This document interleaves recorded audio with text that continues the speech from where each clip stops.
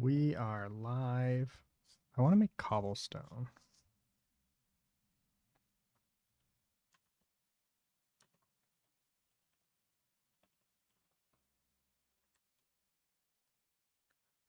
I want to make a cobblestone like this here.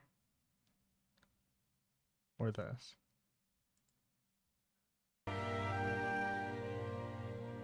Something like this.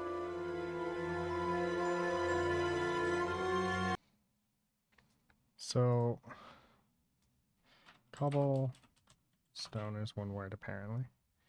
Let's make a 4K texture.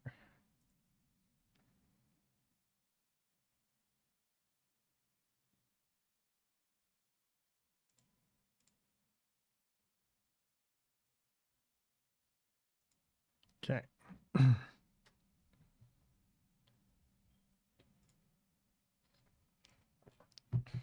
So, we're going to do a tile generator. I think this, I want to say that we do this. There.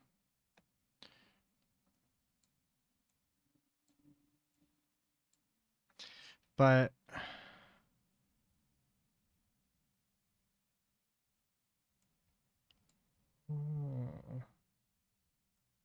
what's this?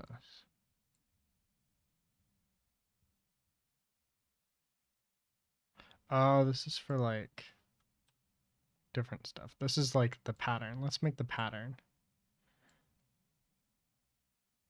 So I think we want to incorporate some noise into this.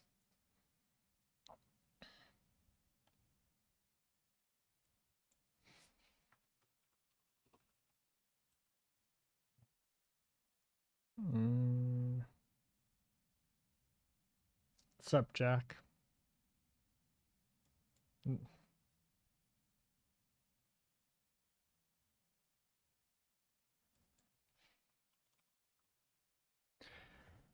I could do Voronoi.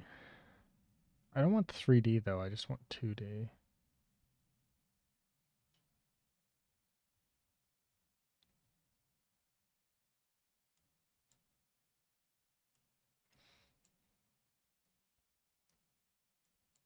I don't think that this is what I was looking for, but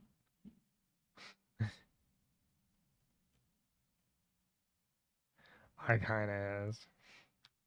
All right.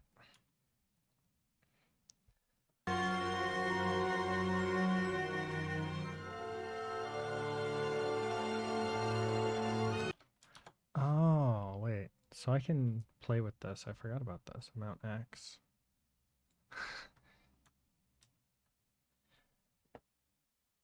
Rotate?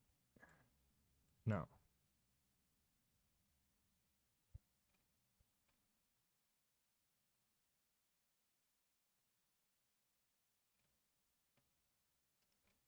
Okay.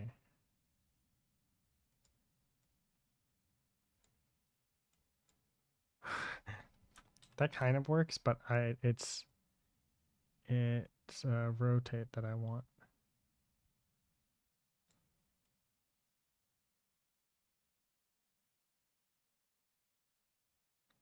But I don't know.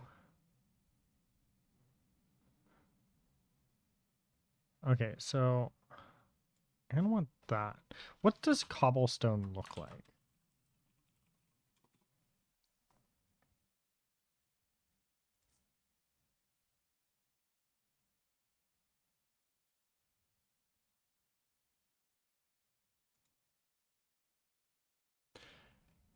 So it kind of just looks like brick.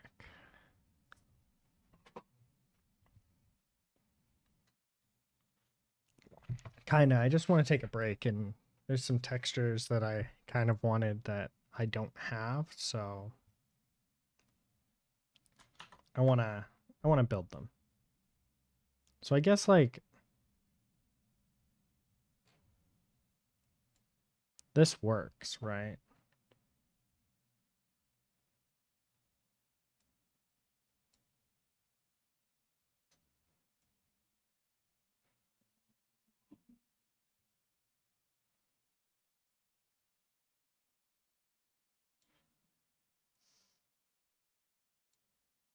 Mhm.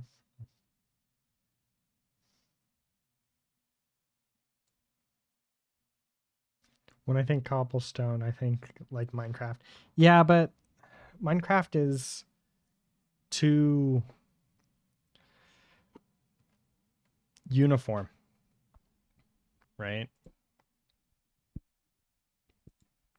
You know what I mean? It's too uniform. Forgot to texture this. And we want a plane. Actually, I guess.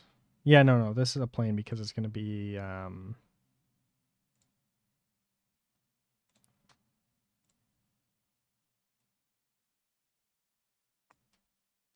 Okay. So, I want to introduce more randomness to this. Where's the... I want random scale. Scale random seed. There we go. And then I want to add a little bit of jitter to it with a rotation random. But just a little bit. Right? Because now we're getting closer to like this, right? This is what I think of cobblestone. This or this, right? Or even this.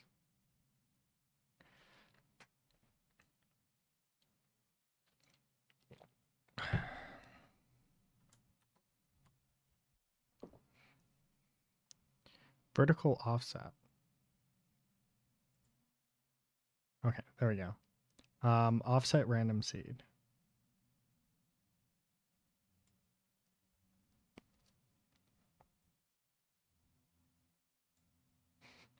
Let's do 0.5. 5.0 there. Oh, that is not good. Although like it just seems a bit too... There we go.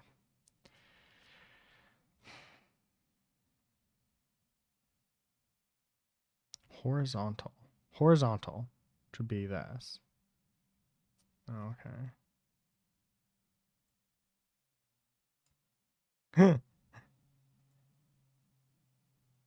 I think that luminance is probably not what I want, but it's kind of hilarious.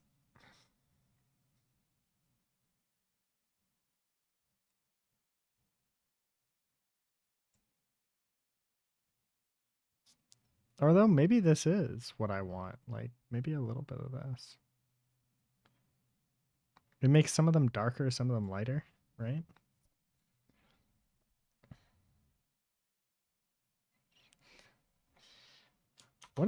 What exactly does Minecraft cobblestone look like?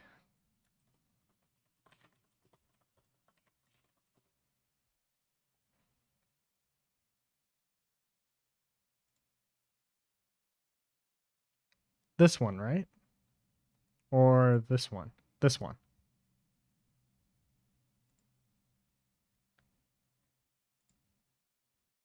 Yeah, this is cobblestone, right? So now we just need to round these boxes, right?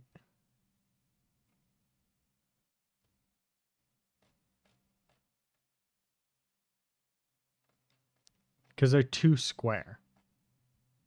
So we want to round them. And I think Substance Designer round corners of pattern. Create rounded corners in Substance Designer. Hey guys, today in Substance Designer Tips and Tricks, we're going to learn how to round the corners of a shape. I'm going to show you 3 ways to do it and the pros and cons of each one of them. The first way to create a round corner is by using a bevel node. We need to create 2 nodes, a bevel and a levels. Connect your shape as the input of the bevel, and connect the height output of the bevel as the input of the levels. The idea behind this method is to bevel the image and then recover the black and white contrast of the shape with the levels node. To achieve that, we will move the top arrows of the levels. Oh, okay. So I could do a bevel maybe. Let's see what this would look like.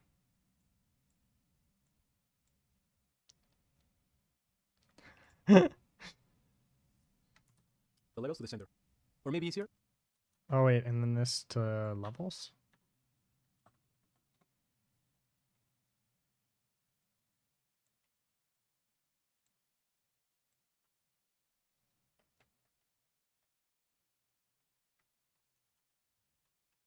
set all the leveling inputs to 0.5.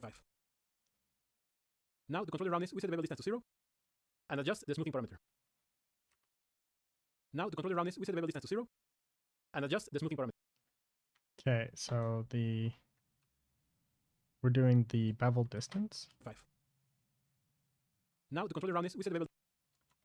Okay, so the level.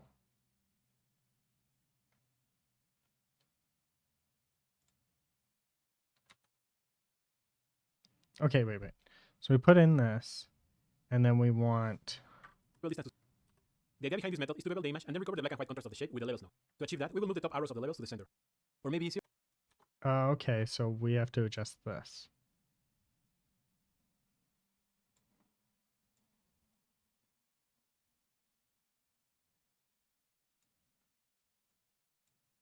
Is this too not what I'm looking for? Is that the problem?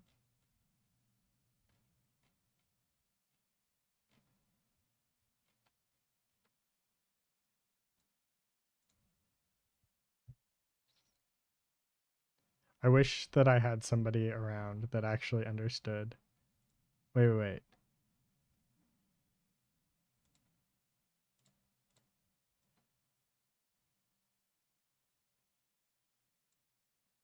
Which am I on right now?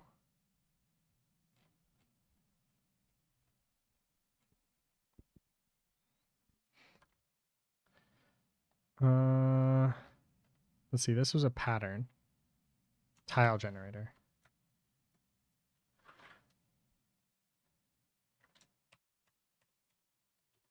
Bevel and the levels.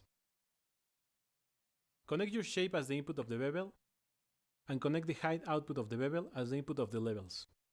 The idea behind this method. See, I don't get that. Mine is just white. I think it's because there's not enough black.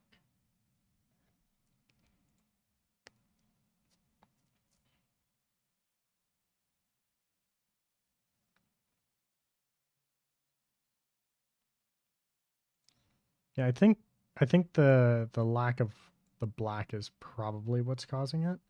Also, I wonder if I can just delete this. What if I just delete?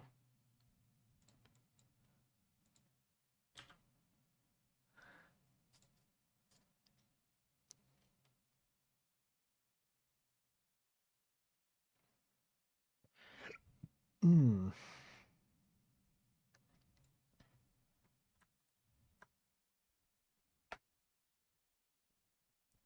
What are you talking about?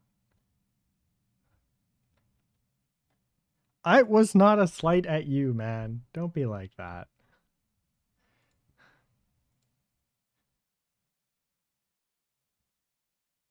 Maybe if I bring down the size further, if we add more, I think if we add more of the black, right, then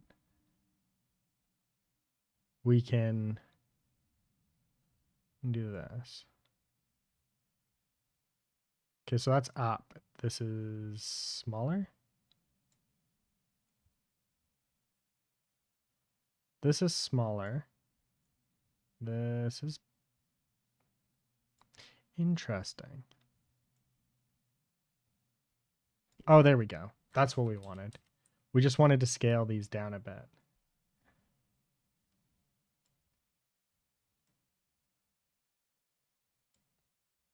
There it goes. It's starting to show up now. Okay, so we found out what the problem was. I was just saying that it'd be dope if I had somebody like that really knew Substance Designer that could like help me out in making the texture.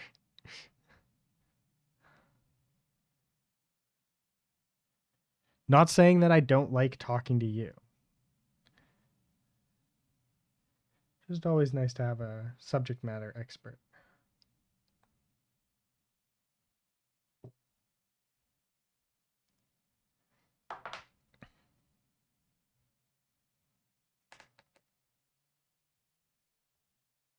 Okay, so this definitely does work, but we need to figure out how we can make these stronger or whatever, right? Ooh. Because right now they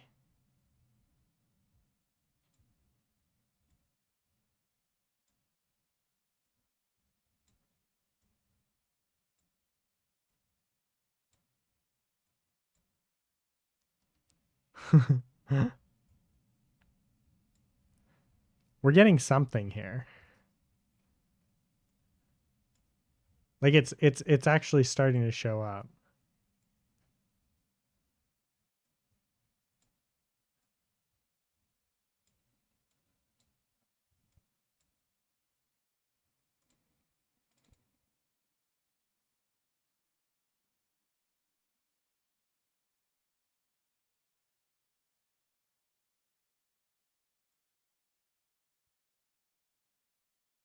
Wait, is it this one?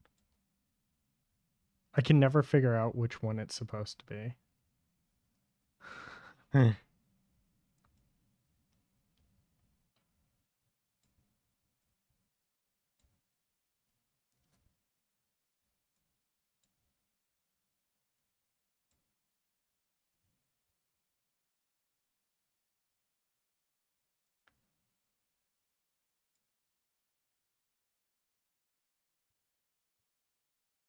Okay, so I don't think. Okay, so I think that we need to work within this little group here.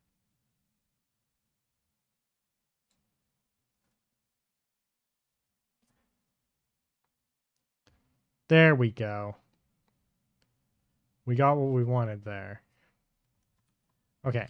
Is to bevel the image and then recover the black and white contrast of the shape with the levels node. To achieve that, we will move the top arrows of the levels to the center. Or maybe easier, set all the leveling inputs to 0.5.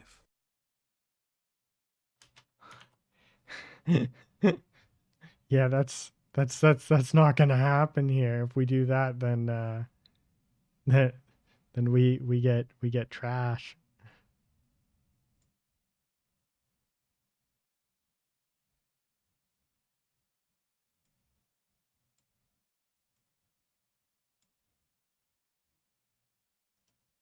Is there a way to just like, damn.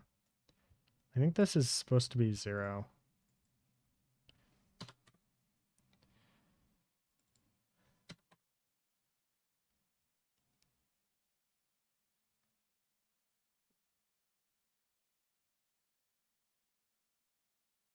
Okay, so if we bring this closer together here.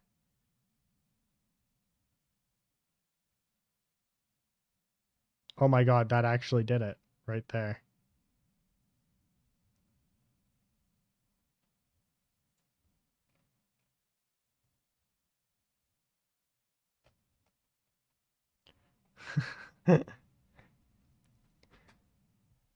Nodes, exactly. Sup, CJ. CG. Sorry.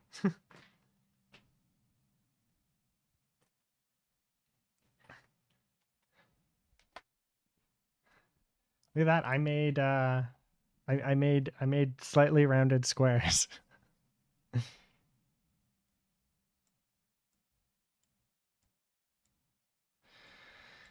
No, I think this gets pumped into the normals, right?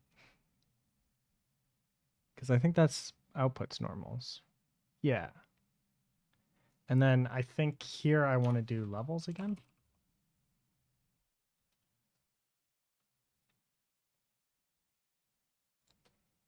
What if we just did this? No, it doesn't really work.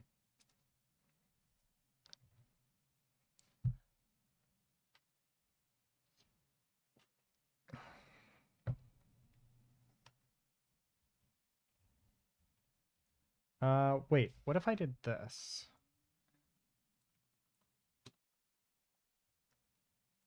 Here.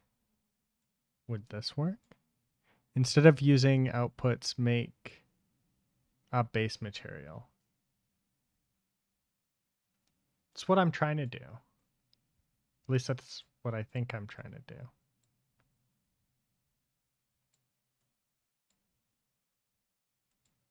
I'm not actually entirely sure how to go about any of this. This is my first time doing this, right?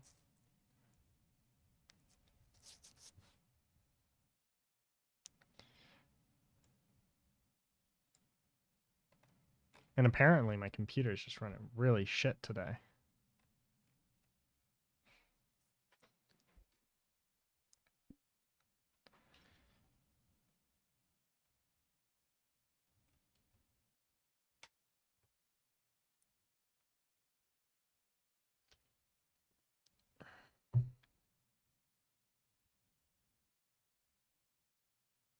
Make a base material node. Like, I want to say that's what I'm trying to do right now. That's this base color, right? And then from here, we convert things to normals eventually and all of that wonderful jazz. I want to make this a bit clearer because it's a bit fuzzy looking. And I think that's like, maybe there's a sharpen.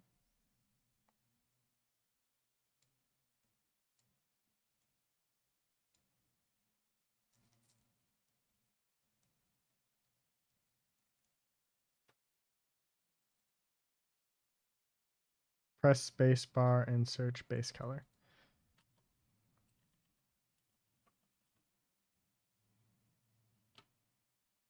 Like this.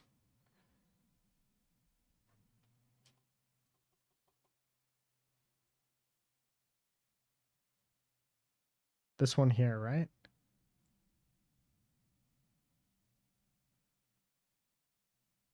Mass material, sorry.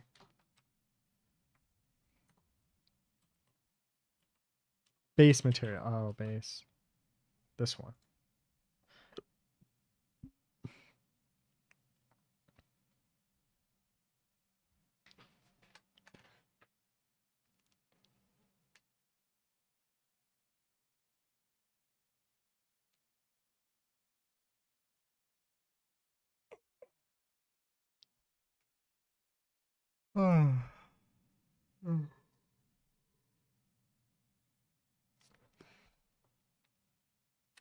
Used to create a base material PBR metal PBR material with options to work in metal roughness spectrum, blah blah blah blah blah.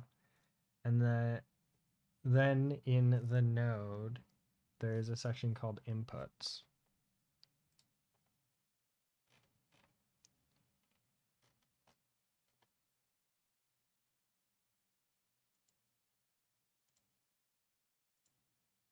Inputs, yes. Then I add the inputs, right?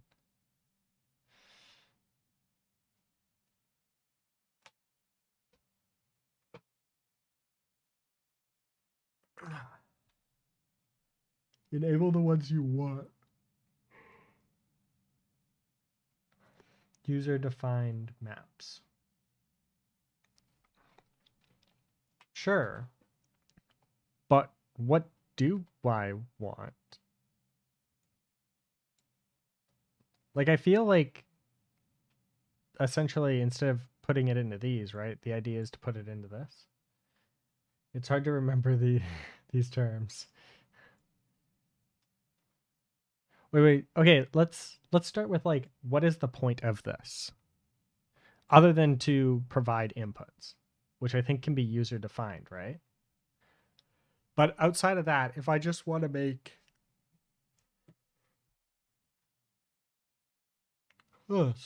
like a really basic cobblestone texture, like based off of essentially this pattern here, right? Where does this play into that?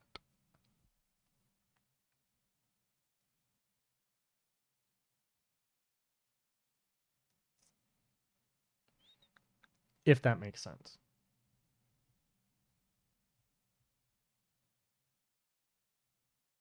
It gives an endpoint to your graph and gives you some final control like height, range, etc.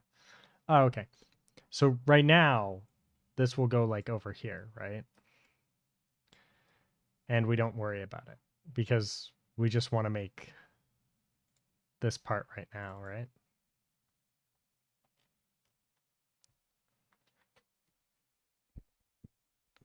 I think that makes sense.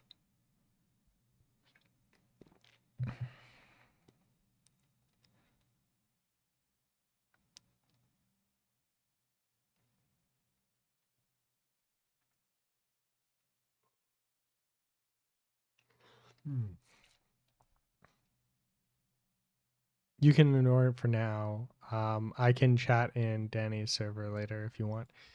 Yeah, we could do that. Right now, I'm just trying to get, so the goal right now is to get a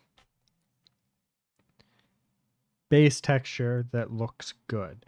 And right now this one's a bit too um a bit too uh um fuck, what am I trying to say? It's not sharp enough, right? Like it looks bad.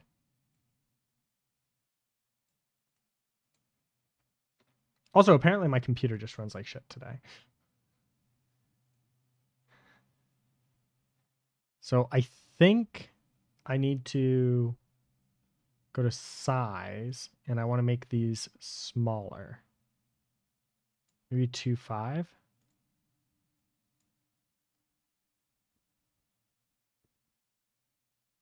I feel like I should have probably oh, this bevel just, oh my god, the bevel is just destroying me. Holy shit.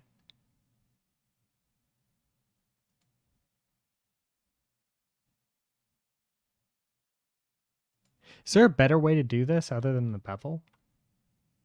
Holy shit, it's so big. Why is it so big?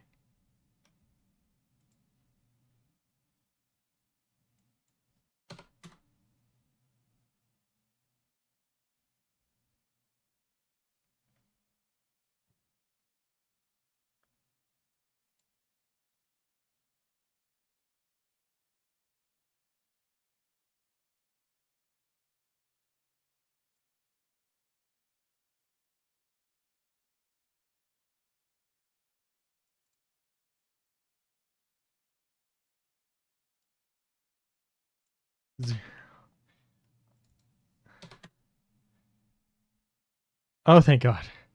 You can ignore it for now. Okay. Oh my god. There we go.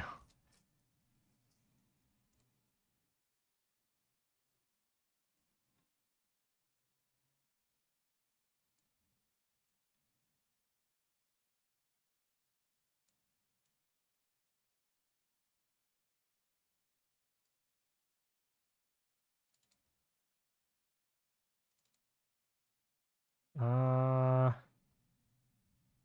Interesting.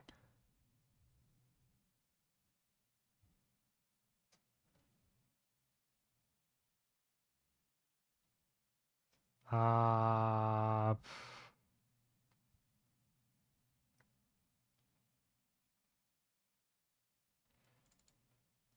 I think what I should do is probably this, right? And then let's focus on this. Let's get these shaped right. 'Cause they're not shaped right.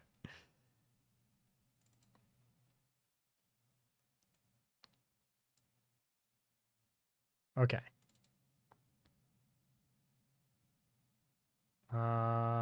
Do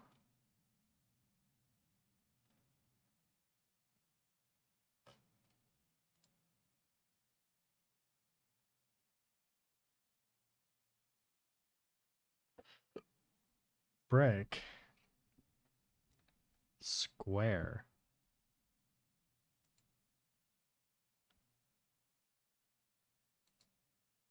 Brick is, I think, what I want. Rotation random. Okay, let's start over. I obviously have some fucked up shit going on there, and I don't know how I would get back. So we'll just do this. Okay. So to start, we want to make these smaller. So we come to here, the size. We want to make them smaller.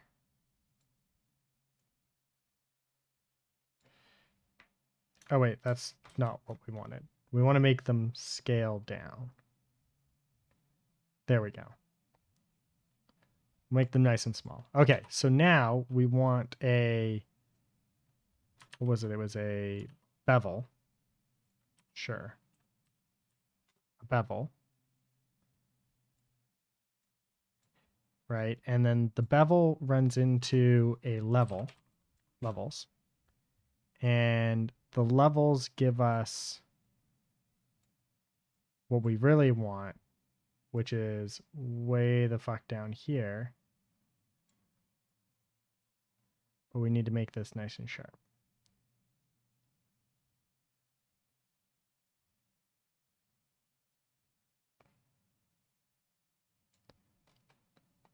There we go.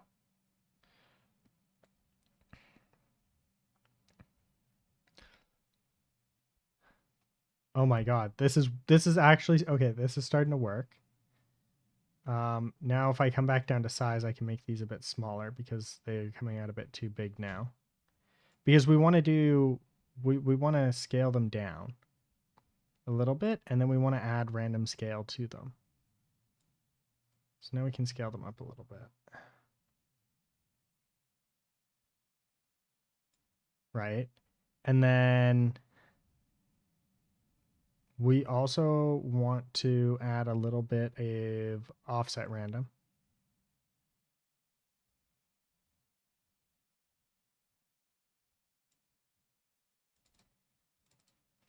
.5. 0.45. There we go. And add maybe just a little bit of offset here. No, we'll let the random do all the random here. Okay, and then we want a little bit of random rotation. There we go.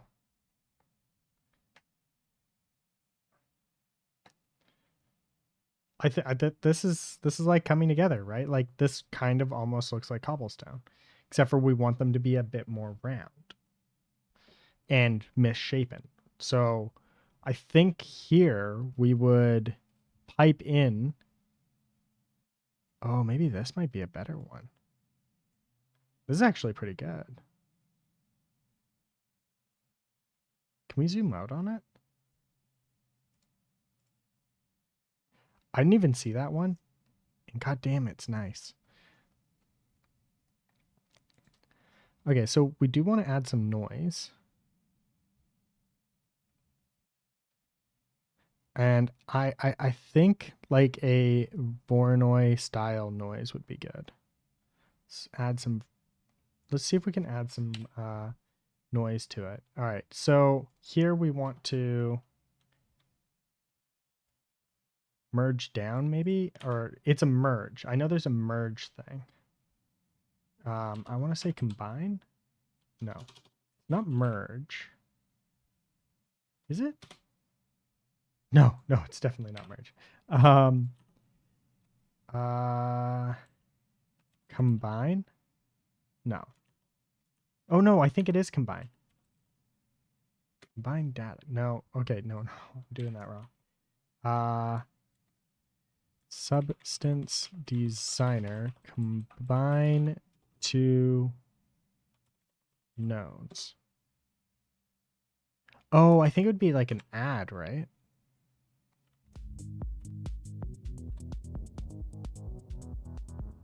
In this video, we're going to pick up where we left off, and we're going to take our two, so let's in the previous mode, I'm going to and like I said, this really illustrates the true material and standard. All the channels is still, we're going to right click and drag and drop it right here into the start, this use, make it, and click this blend, because each time you set up these, we're not going to need those, and notes, delete material blend, you'll notice that we have our two inputs, material one, just right to the metal floors, because we have an input material here. That's what it is, material blend.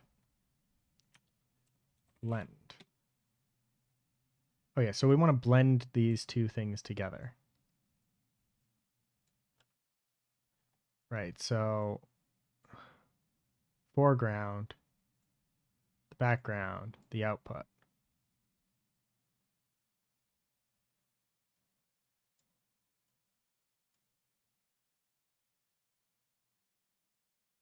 What about an ad? Multiply, maybe?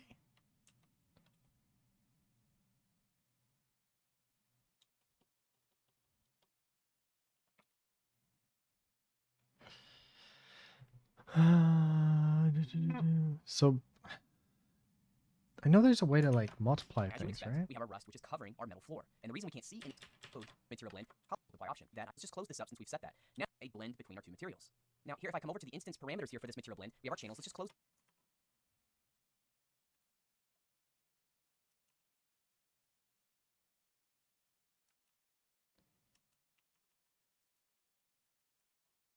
Okay. That was weird. But okay. What if I do this? And delete that.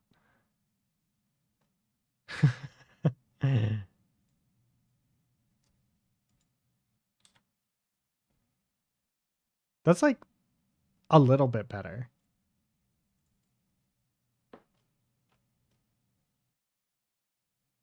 That actually kind of works. Oh yeah, wait. We just want a uniform color now. Let's do duplicate. What if we just do this? Okay, so this is the foreground, the background, the opacity. But I think I want this to be like straight up just a black, right?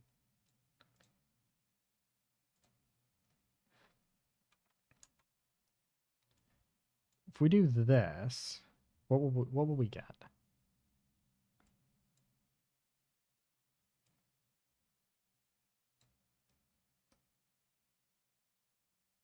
What is this outputting? There's a meaning behind this. I think this needs to be modified in some way.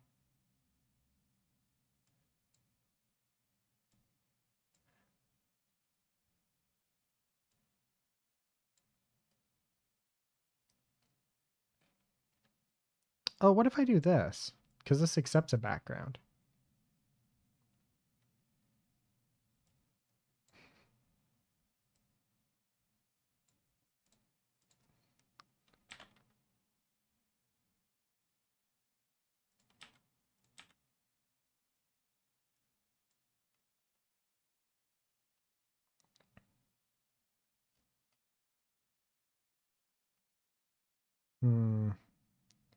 There's not enough random there.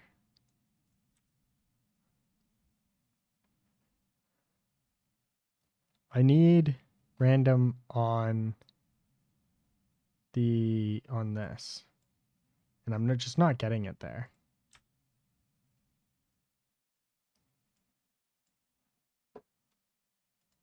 Okay, what if I add a pattern?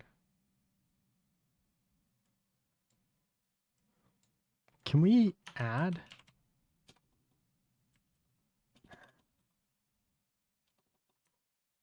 Close this up since we've set that. Now you can see that we do have options for some that material normal again and leave it. So to make sure that we're material trash. So rust, and this is what we're getting here. So we showed this in the chapter 1 video when we were just doing material. Our rust is just being pasted right over top of our metal floor. And well, it's essentially what is happening. So if we look at this, here in our normal map, we have these rivets here. And again, it just looks like this rust is floating kind of on top of this. And we want to integrate this material, this rust material here into this floor material a bit better. And so we're going to do that by utilizing this auxiliary mask that we created. So let's just make ourselves a little bit more room here in our graph. And I'm going to introduce a blend node. So let's grab our blend. And let's take our mask and plug that here into our foreground. Let's move our histogram out of the way. And let's take our noise and plug that here into the background. So now we're going to take a look at this blend node here. And we're going to switch the blending mode to add sub. And so here's kind of what we're getting. If I zoom in really close, now we can start to see that this dirt is kind of collecting here towards the base rays of these rivets. And I can You can add by just dropping add a graph. Can we add a graph? What's that?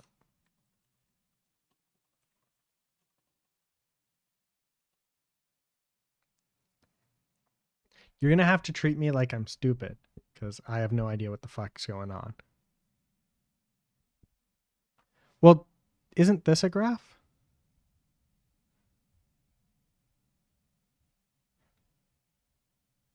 Is this not a graph? Am I crazy? I'm probably crazy, but like, who knows?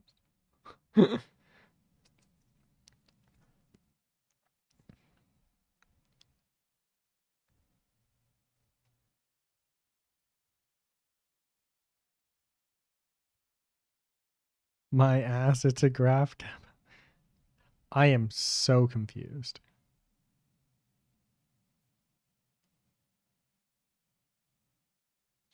Well, this is a graph.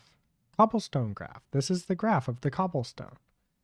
It's the general idea of it. Whether or not it works is a different story altogether, right?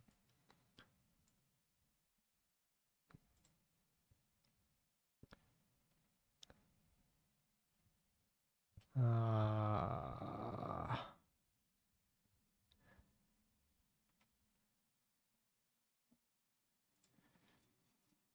uh,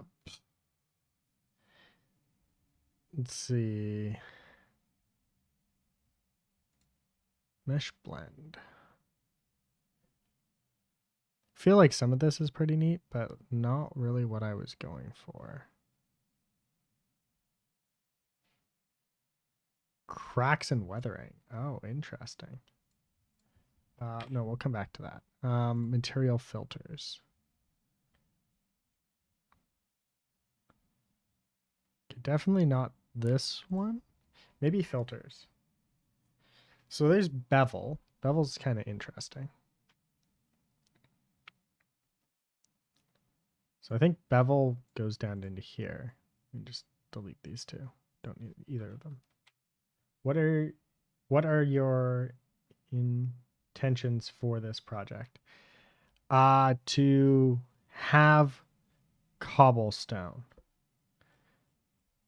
I want cobblestone that looks like this, kind of.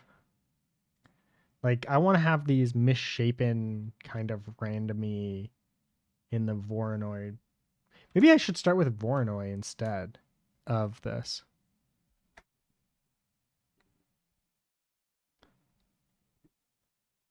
What's wrong with cobblestone?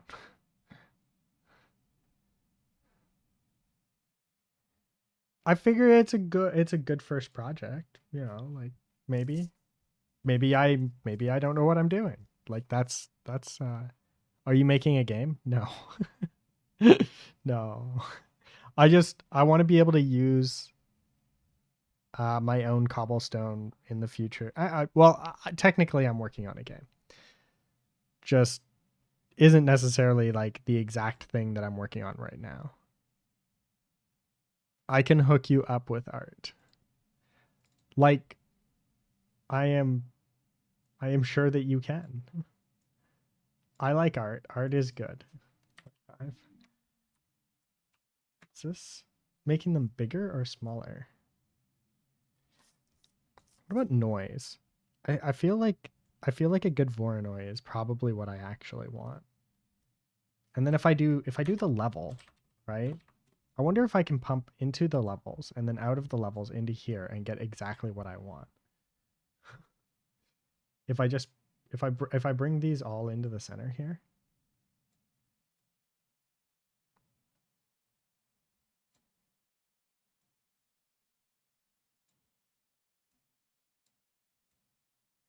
Oh, maybe I do need the blend first. Okay, let's do a blend. So we'll do into the blend, out of the blend, into the level. Right? And then in here, if we bring these all together, we get exactly not what we're looking for.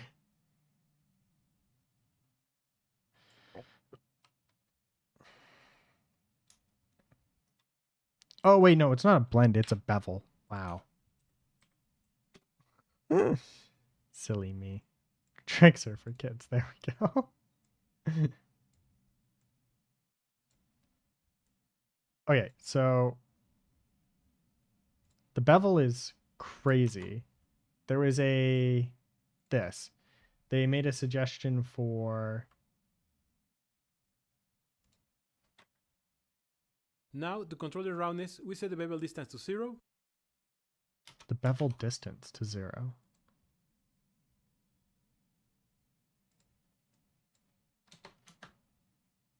Oh, there we go.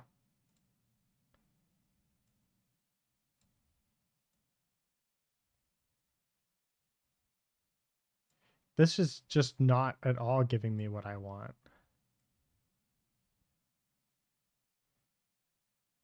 Okay, so I'm guessing that I was taking it too extreme. Okay, so levels are not the way to do this. Maybe a sharpen?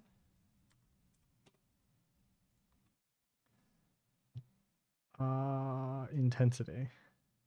Let's just crank up intensity and see what happens.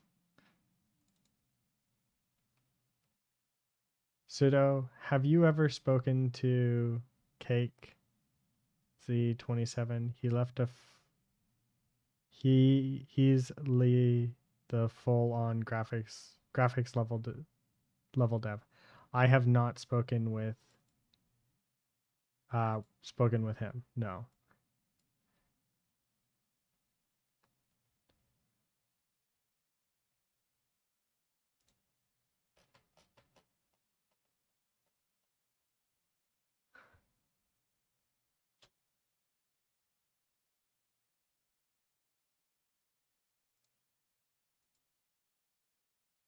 Balkan and such. Wait.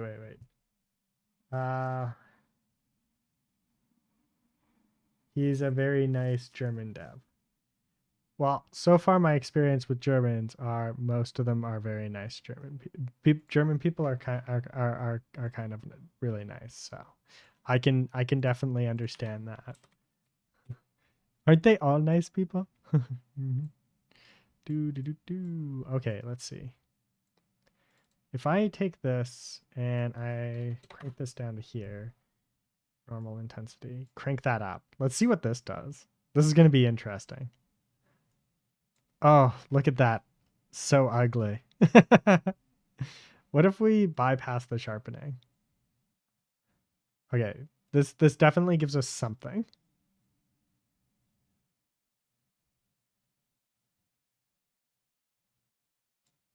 Okay, so we definitely want a 0. And then the intensity, I think we want to crank down. We also want to add more black, right? So I think that would be maybe, what was it called again? Blend. That's what it was. We want to blend. Blend.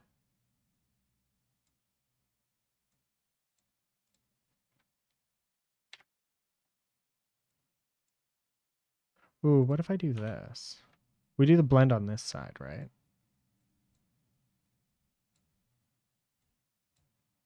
And what if we do a color? No, not that. What was it? It's a something color. It's just like a solid color. Well, how would I contact no, not a normal color.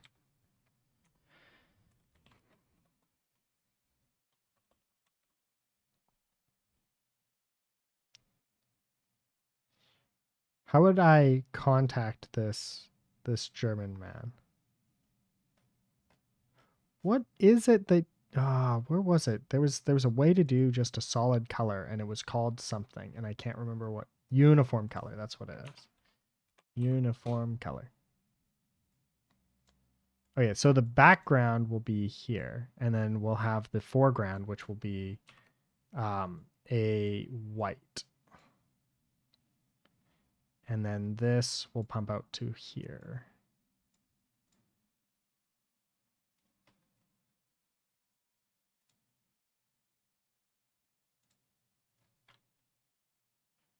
No, we need to convert this to something else. I'm so out of touch with JS after playing with C and C++. I can get behind that. They're so different that, you know, it's bound to happen, right? Okay, so this, I think I want a white. And then we can go with this blend. We can give this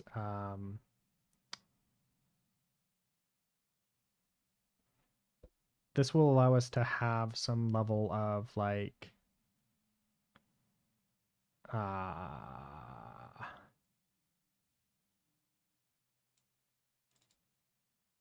think here we can do a sharpening of some kind.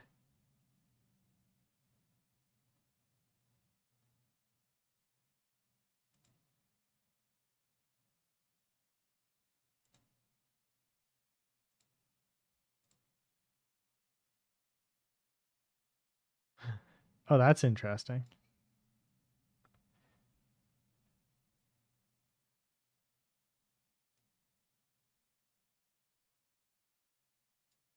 I was hoping that I could control like how much these blend together. Maybe this would be foreground, background.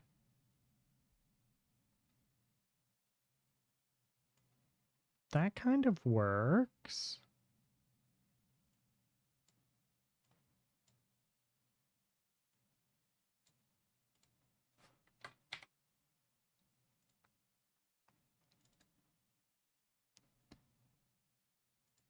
It's a little scuffed, but like we're getting somewhere. Although I think this is needs to be reversed. Invert.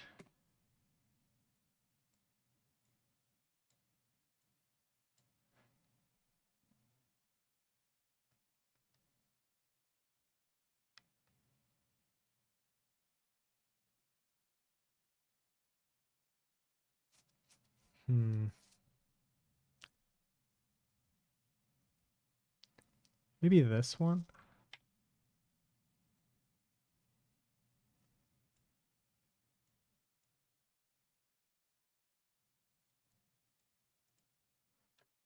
Okay, not that one. Ooh, this one looks like it could be not at all what I want. It's definitely not Perlin Noise. Like, I really thought that we were gonna get there with the Voronoi pattern. Cause like the Voronoi pattern kind of like starts out with like what I want, right?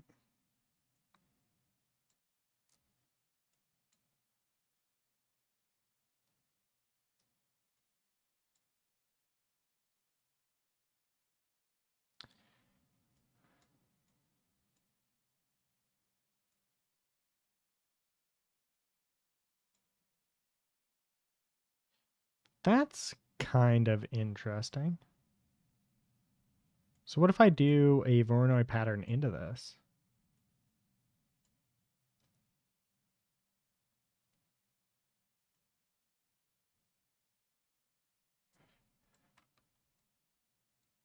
Oh, this might be what I'm looking for.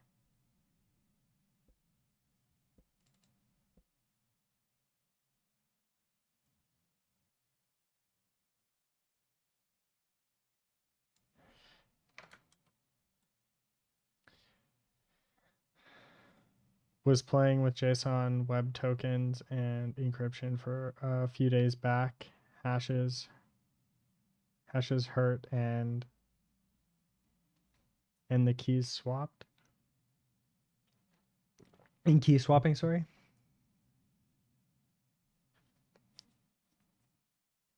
That's always an interesting topic.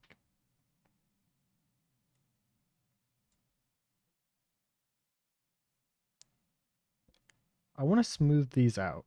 So maybe here might be, oh, I know. Based off of what I've learned recently, we can, I think it's blur, right?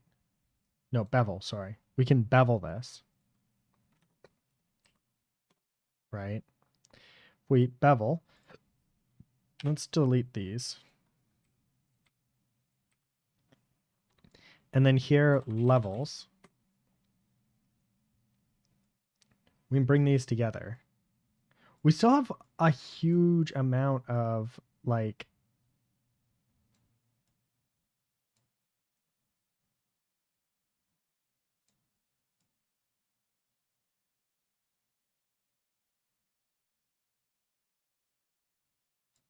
I definitely want these to be together, but like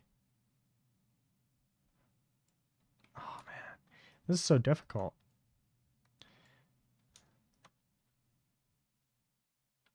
Just store password plain text.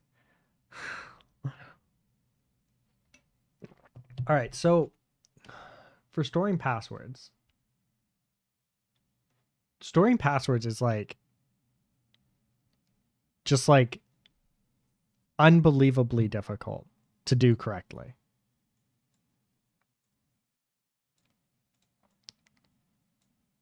It's just like yeah, storing passwords is so hard. Move the gray marker into the middle of the level graph. Wait. Okay, wait. The gray marker into the middle. So if I do this, this is good, right? This is what you mean?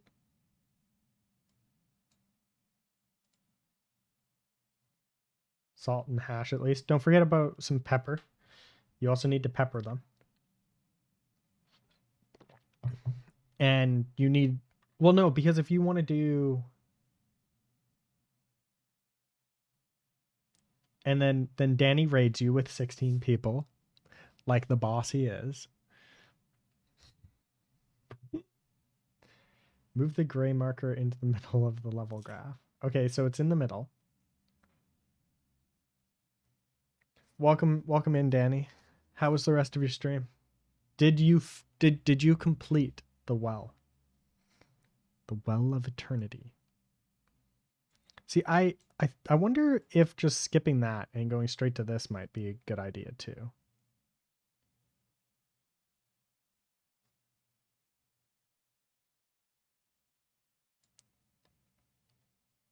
Just move the gray to either side. Okay, so this is what I'm looking for, right? So, okay, one sec. Adam, so what almost there with the well turned out well so far. That's good to hear, man. Okay. So Adam, what I'm looking to do is take this here, but just sharpen it. I just want to sharpen it so we don't have such a fuzzy looking section here.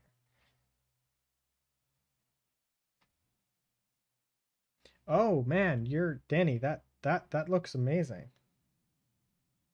Your well looks great so far. It looks like you were just at putting the roof together, right?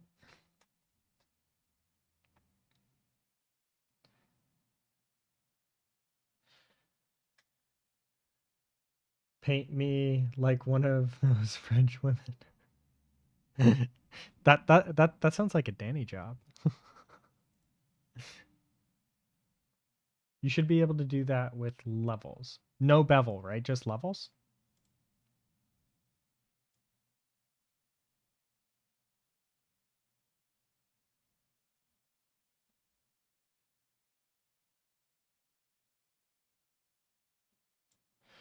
Oh, what if I don't know. What if we move this in here? And then move this into here.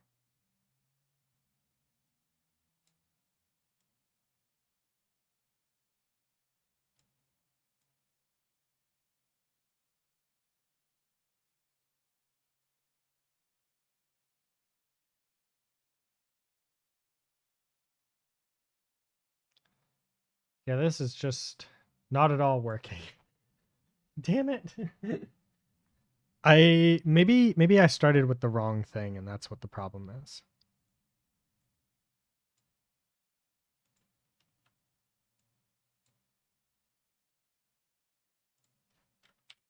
What if I use this one instead?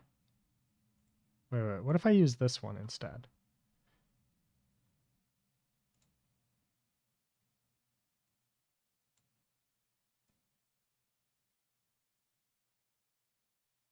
Oh, that's better. I still have that weird, like some weird dots on it, but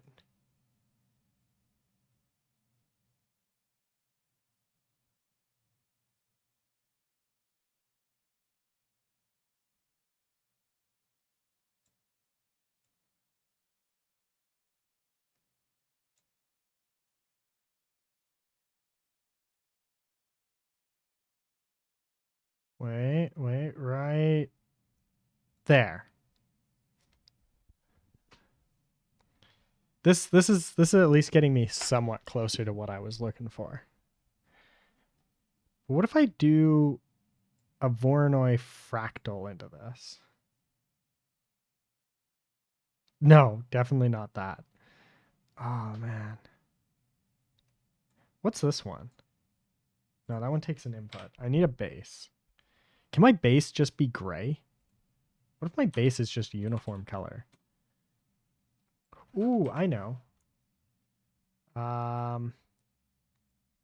What if my base is a pattern?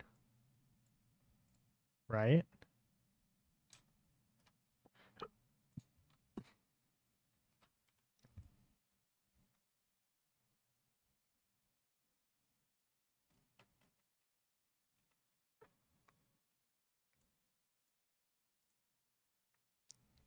Yeah, you should be able to do that with...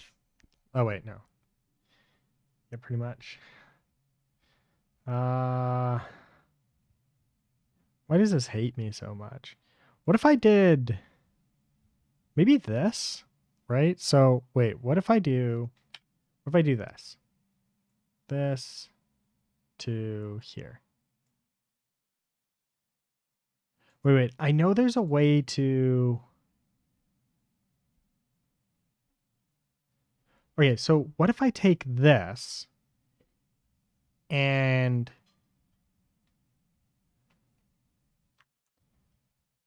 I have no idea what I'm doing. But let's see if I can make something. So I think I should be able to... Give me a second here. Let's do this. Okay. Let's try this. So here's what I'm thinking, right? If we take this, right, we want to add randomness to it, right? So we need a merge. No, a combine. What was it called again? It was a blend. That's what we needed, a blend. A blend node, right? And then the foreground is this, right? The opacity can be our noise, which could be a Voronoi pattern, because a Voronoi pattern would give us kind of like, I think, what we're looking for. And then we need a background, which would be a uniform color of black.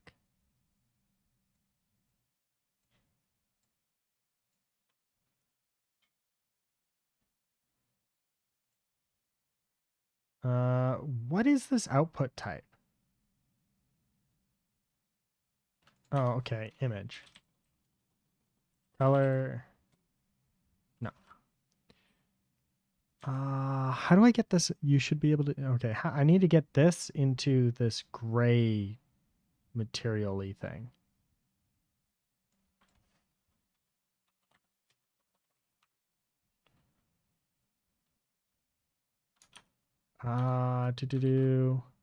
Substance designer pin colors.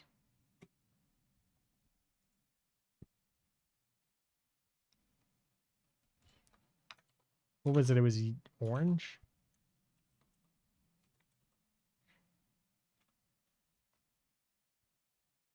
Well, that substance designer. What type is the orange pin?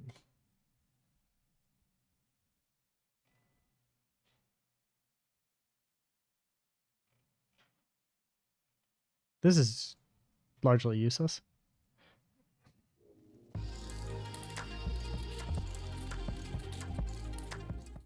In this video, I'll be talking about the graph view. The graph view is the main and most important view of Substance Designer. It sits right in the middle here, and this is where you build your graphs and you get the texturing magic to happen. I'll be running through how to place, delete, and manage your nodes, Oh yeah, and also I should probably bevel this. But how to navigate the view, the basic inputs. So dragging and dropping from the bar at the top is method number. The library, but if you select color, I can change the color if I want to in the properties. More about that later. And then I can drag and drop from the connection slots. I can create a link between the input and the output to create a very simple yeah. hotkey. Spacebar opens up a menu. This is almost like a short.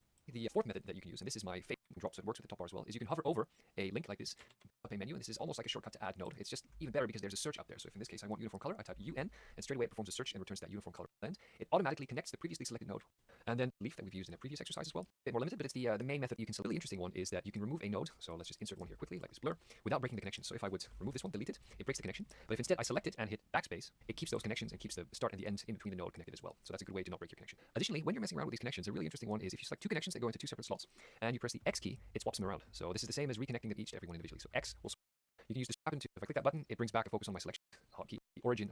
So far, we've been working on a pretty simple graph. I'm going to change graph. When you're working on two different graphs, this allows you to switch between them and read. So I'll show methods you can use to align these nicely and link them nicely like that. So for that, our thin script toolbar here is activated. It's the yellow and blue cross. And then all the way to the side here, we've got some buttons for horizontal, vertical, and grid snapping. Right. Click it graphically. So have them in your on a node. So names. And for a frame, you can even add a by node.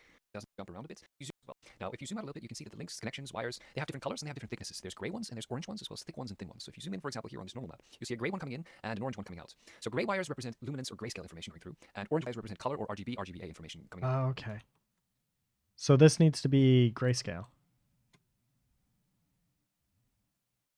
There we go.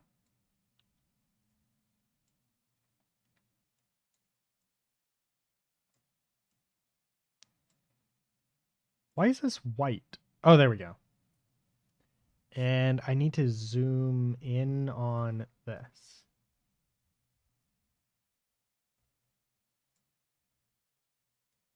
There's a way to zoom. Scale, here we go. There. Okay, so if this is going to be one object, we need to tile now.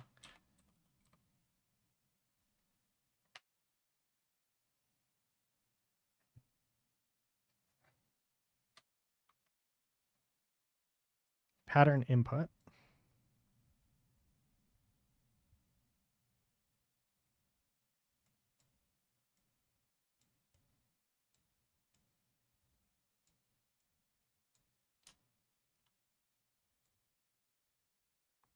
Interesting. Oh, wait. Right. This has different types. Image input. Yes. Okay. Beautiful. Okay, and then we need a maybe a directional warp. Ooh, what's this do? Input.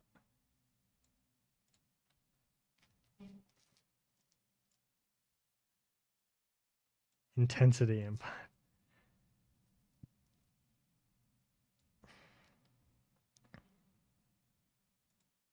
Okay, so not a dimensional warp or directional warp. Sorry. We need to do a blur. No, not a blur. Was it a blur? Bevel, that's what it was that I wanted to add. Bevel. Right.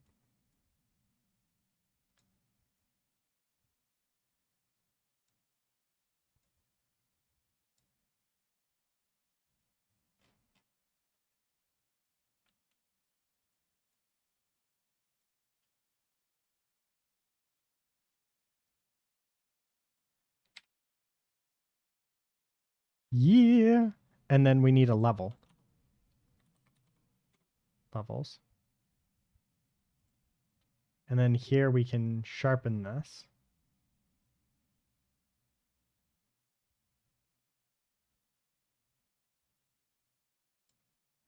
Actually, does this even need to be sharpened? No.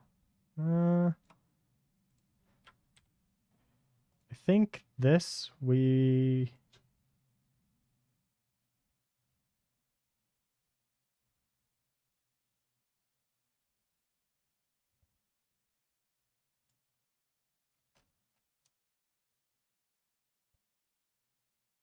There we go. And blend. Okay, so there, right? And then I want to add some fractal noise.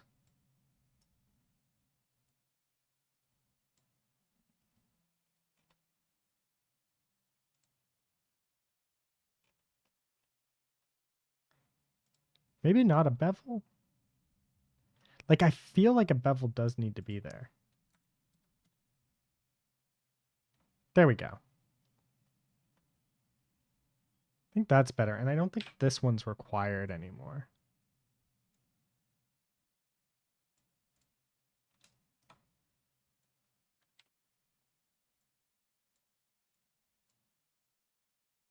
Okay, so now I want to bevel just the edges here. Levels.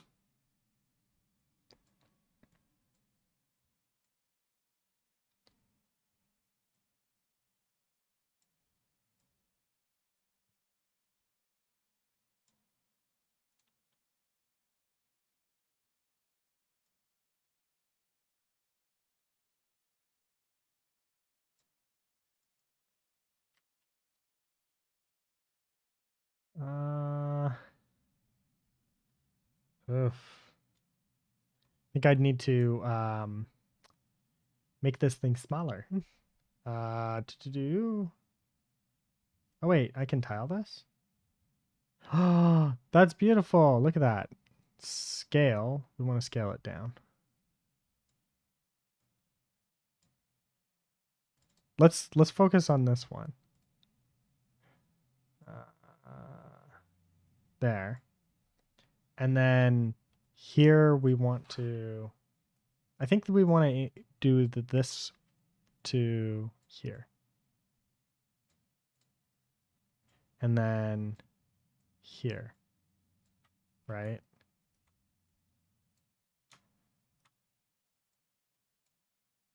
And then we can do this.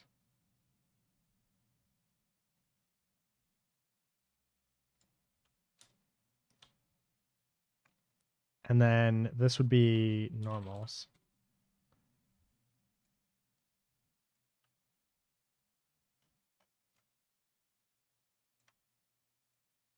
Oh yeah, it works.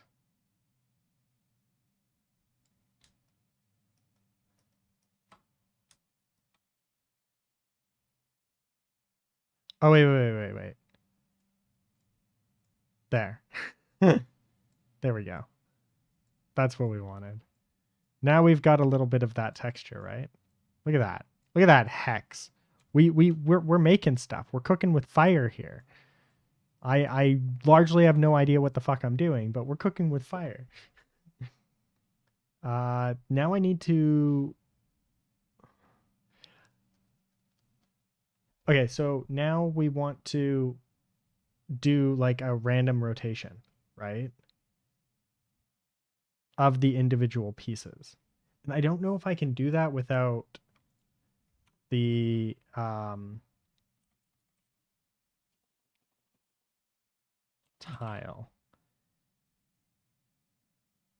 tile random. Maybe this one might work. All right, so we take this here. We're gonna move this together like so and move this here out.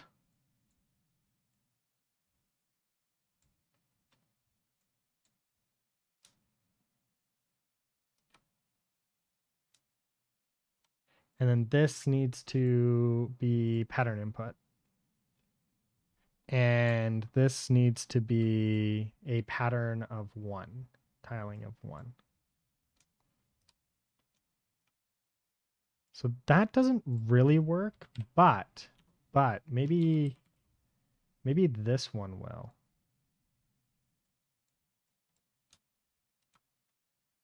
Let's see this now. I think this might be what I wanted. Input image. It is definitely better. It's still a bit sharp.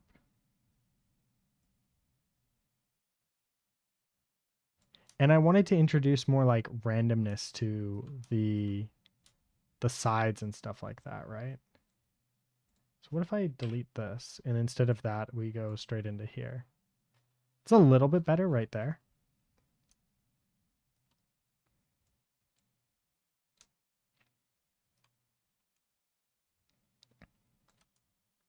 I want to increase the intensity of the normals.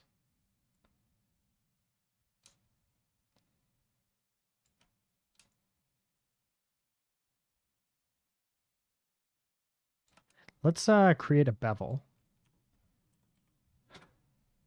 here.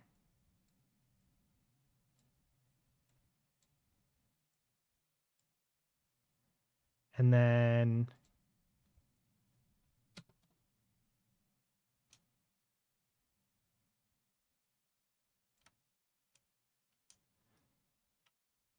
maybe like, I don't think I see much of a difference. Yeah. I think though, if I was to merge, let's see. Was it? It was blend. Blend.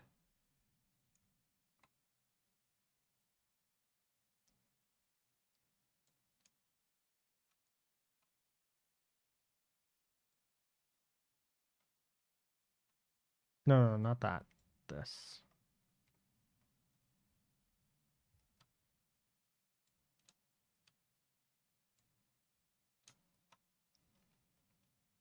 Huh.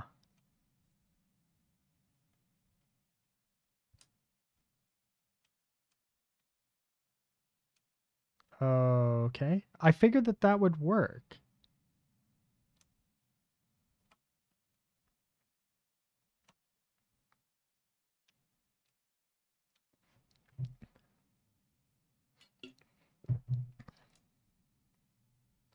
Interesting.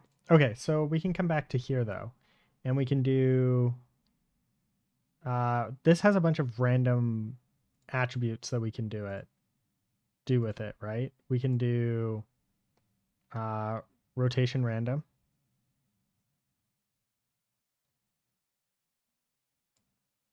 Right? We can do scale randomness. There we go. We can even do offset seed random. Of course, it doesn't actually seem to be working very well.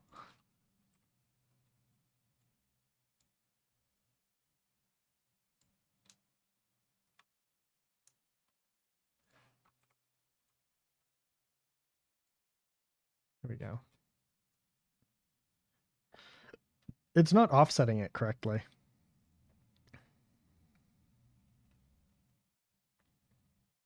Symmetry randomness.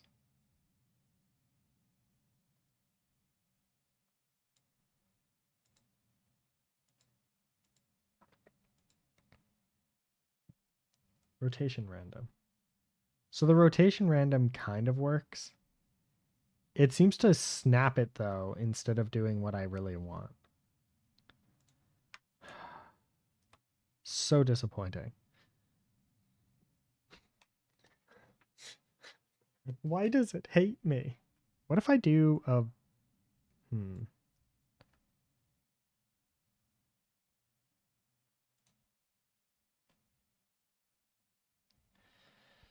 This hates me so much. Cobblestone is next to impossible to build, apparently. Why is it so hard to build cobblestone? Why am I failing so miserably at it? Can I do jitter in this?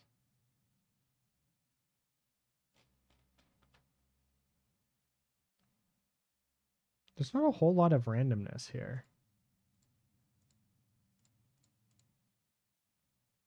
The tile generator is okay, but I found the tile Tile sampler better. Oh. Tile sampler? Oh god, that looks hard to use. Okay, so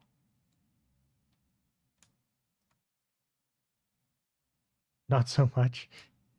I don't know. You say that, and then I look at it, and it's just like this doesn't look easy to use. Okay, so I know here we'll do pattern image. You don't have to use every pen. Okay, so random rotation, symmetry randomness. It doesn't seem to be doing what I want here.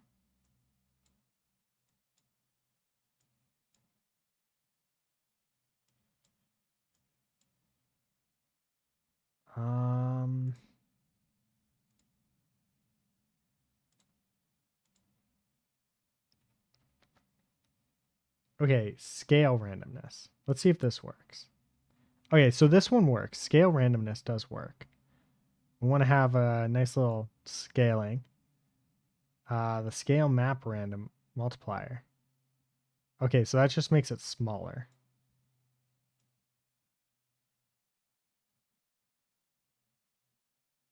This makes them bigger. Kind of cool. Yeah, it's kind of neat. Oh,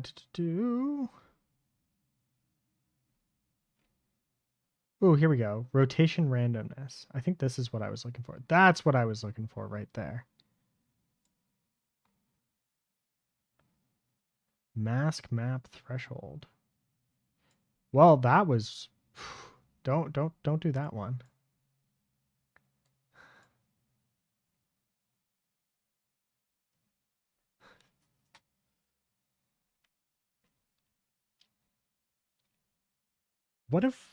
What's the displacement map?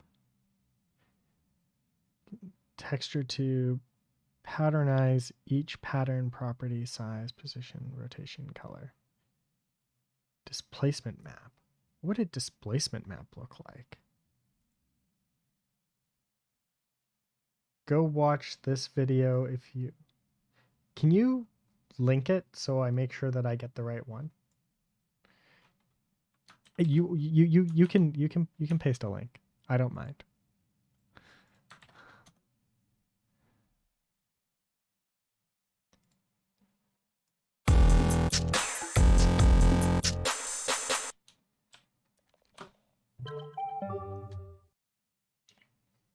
Hello everyone, I'm Zishan Shah and welcome to Z Interactive YouTube channel, your own training institute. So we will start with our first useful node, top useful node you can say, and that is the tile sampler. I like this node a lot and I use it quite often, and it's quite a really interesting node. So let's start with it. So let's create our new substance here, and this time I will choose PBR metallic roughness, and I'll just press OK here, and this is what I will get. And what I need here is I will take my height from here, height color, like node, okay. And then what here I am going to do is that let's remove this one, okay, and I will press here I'll go to spacebar, tile sampler, okay, and here I have the tile sampler. Okay. Now this tile sampler I will plug it in the height. Also I will plug in the ambient occlusion, but this ambient occlusion uniform I don't want, so I will delete this one as well, just like I deleted for the height. But here I want the actual ambient occlusion, so I will go spacebar ambient occlusion, like what we did in the last session. There we go, and I'll put this here, plug it here, okay. Then metallic roughness, I don't want to play with this, but I do want to connect this to my normal map. The rest, everything I'll keep as it is. I don't want to change anything here. So now you can see that I am getting my tile sampler here. Oh, that's kind of cool. Okay. So if I come back to this and let's just do a uniform color, right? And we turn this into kind of the gray that we had at the beginning.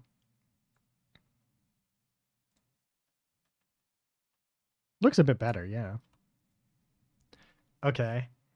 And then he was saying we can just do this too for the height map, right? Oh, that gives me that look that I was looking for. Oh, that's great. Huh. Beautiful.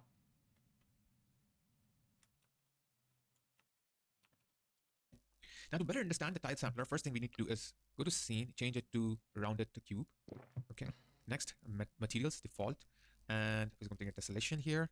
Okay, and then we will move inside here and decrease this one, the zero value, increase the tessellation factor to 16, and this one to 10. Okay, now we can go back here by double clicking. Oh wow, those are huge. So what is tile sampler basically? Okay, so that's the tessellation is what gives you the height, right? At least that's what it kind of looks like, right? So if I go into here and I look for tessellation.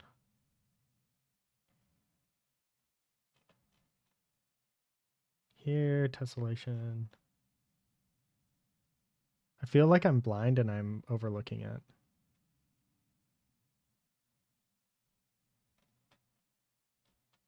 Here, tessellation.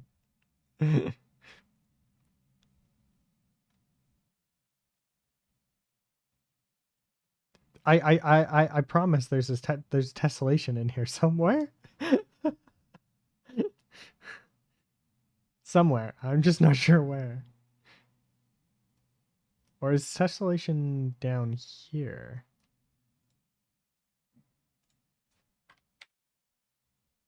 Onglet metal material. In your three oh, okay, so it's not just part of this. Okay, never mind. I want to smoothen that out a bit. But we'll worry about that later. We don't want it to be that rough. It's a bit too rough right now.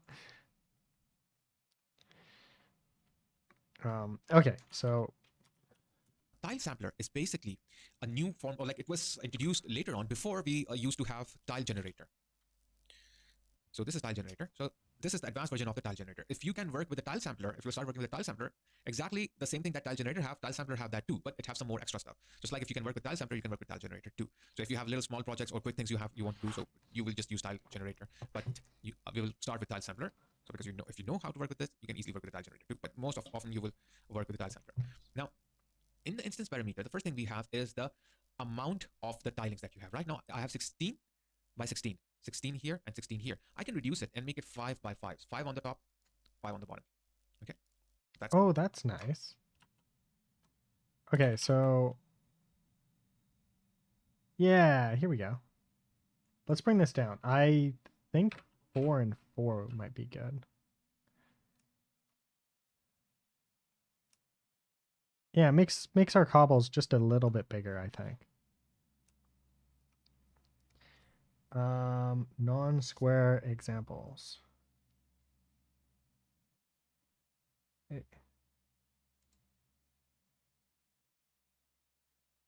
Do. Oh wow, you can adjust how many patterns there are?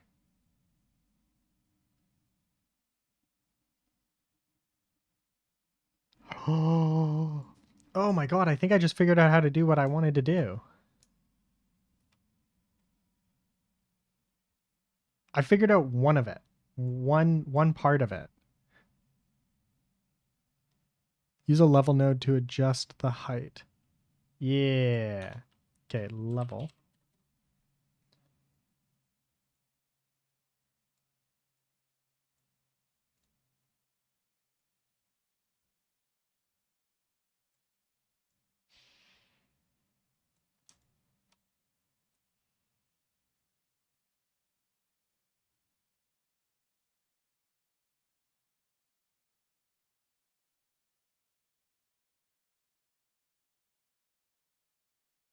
Yeah, that's perfect. That's like actually what I wanted to do. Okay, so that's going to be one cobble. I wanted to add like randomness to some of this, right? But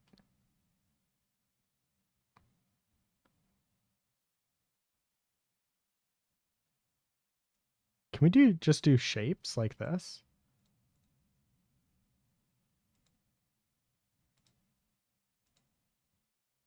That's not a bell.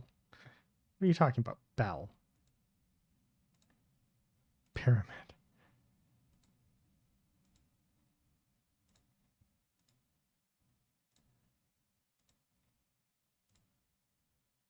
You can add randomness in. Ice, welcome back. You can add randomness in the tile sampler. Yes. But I don't think I can get the randomness that I want. Because I want these to be more like I want the shape to be random. Right? Like I want it to be there's an offset scale. Yeah, but that will give me the what was I gonna say? Like we can adjust this is one way, right?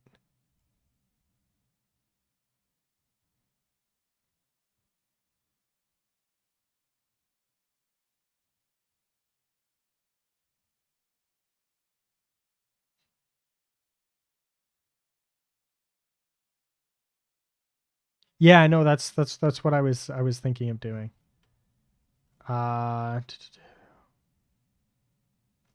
But I need to figure out a way to make more random shapes. Does that make sense? Random shapes.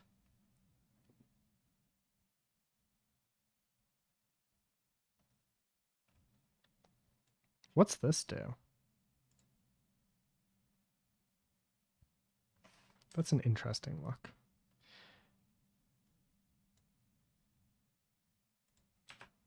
Okay.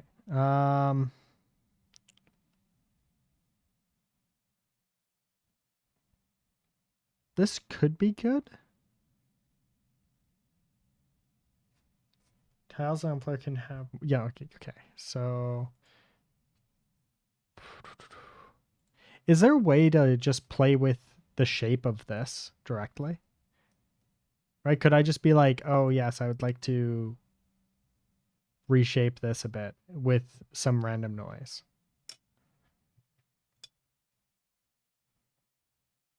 Ooh, what's emboss do?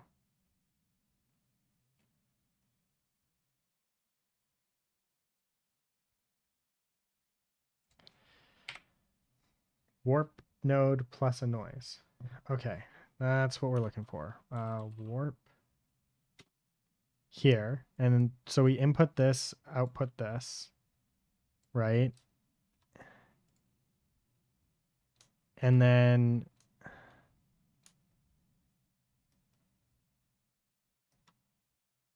we need this.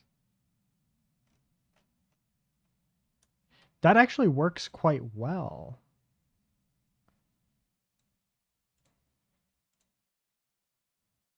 And we can adjust the intensity, right? This actually works very well for at least giving us part of what we're looking for, right?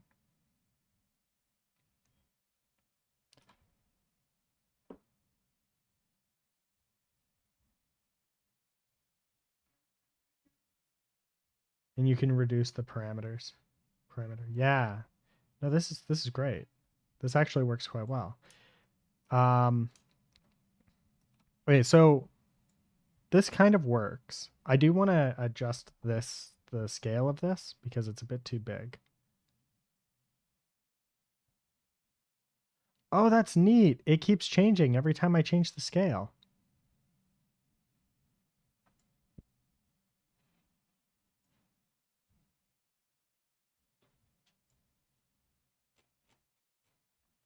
Oh, that's really cool. Okay, there we go. Now, so these are all kind of the same. So if I do the input number and I say 5,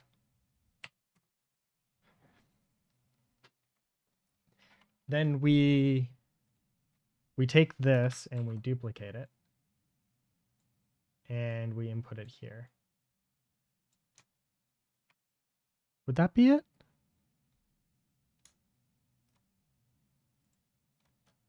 I wonder if I can do it from here. I feel like I can't do what I want from here. I have to do it from the beginning. So like essentially duplicate this. You can by viewer. Oh.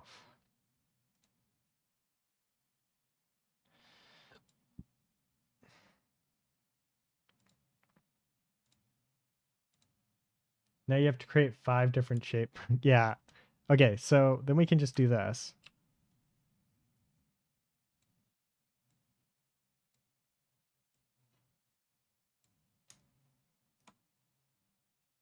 We're going to move this one over here. And this over here.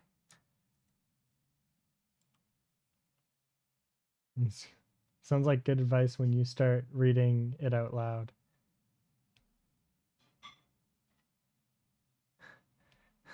All right, 1, 2, 3, 4, 5. Right? And then we can just move these all down. And then we just connect these up.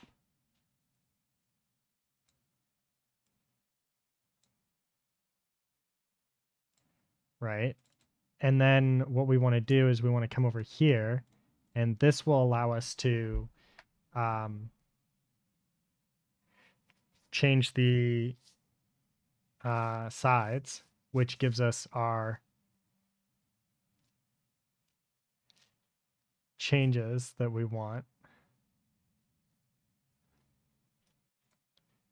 2.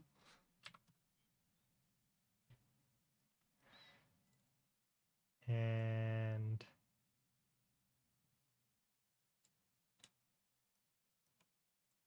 oh, sorry, this was supposed to be 4.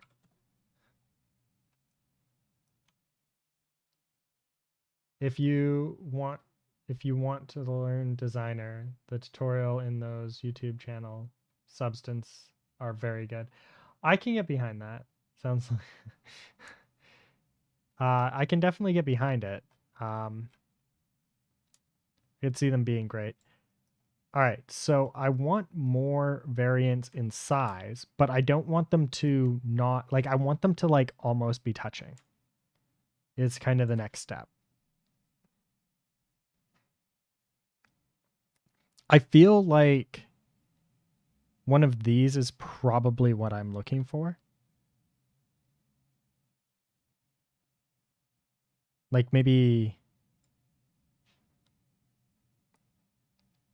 that's in the tile sampler. Oh, okay. How do I do that in the tile sampler now?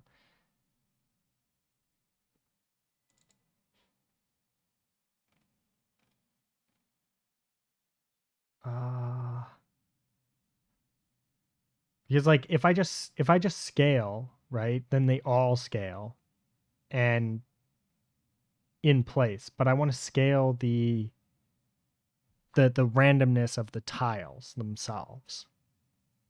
So they fit together still. Does that make sense?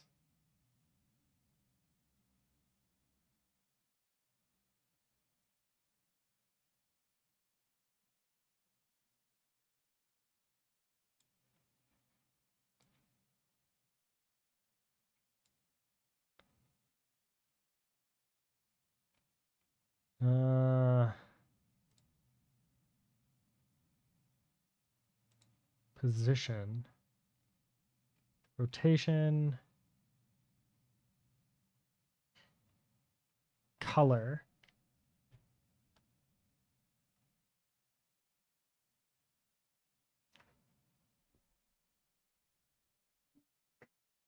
Put the offset at 0.5. The offset? Wait, where's the offset again? Pattern. Give me a second to find it. Offset 0.5.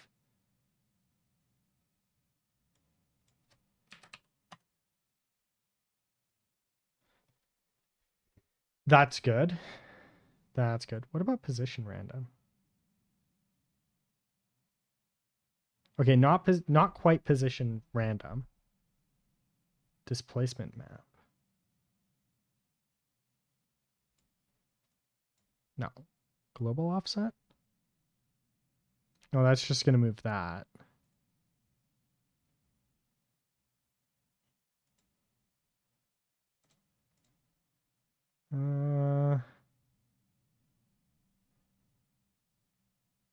Vector map displacement. No.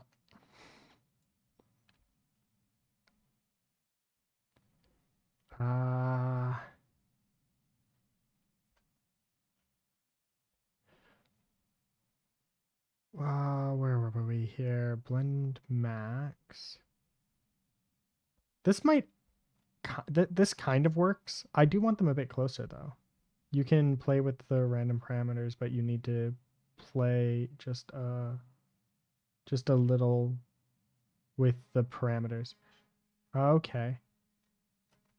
So I need to play with the parameters themselves a little bit more. What if I start removing the randomness just to get it in place? Because like that might work. What if I should just do this, right?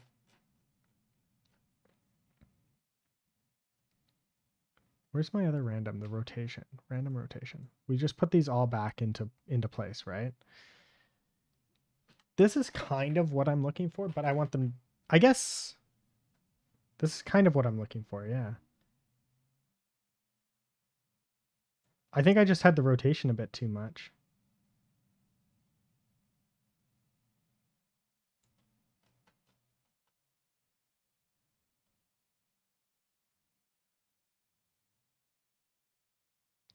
Oh no, I fully plan on keeping random in there. It's just like how much do I put the random in now when I'm trying to get everything working, or do I put the random in after when I'm trying to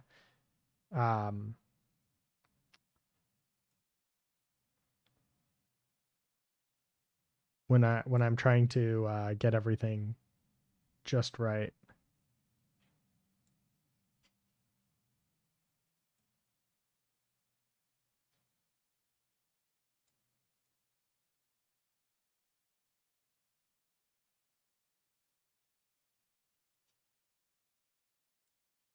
There we go. Now I just need to figure out the background, because the background is too smooth, right? This is way too smooth right here. And I think all I want is like a little bit of Voronoi in the background. I think there's a thing for that, isn't there? There's got to be a node for background. Scale map.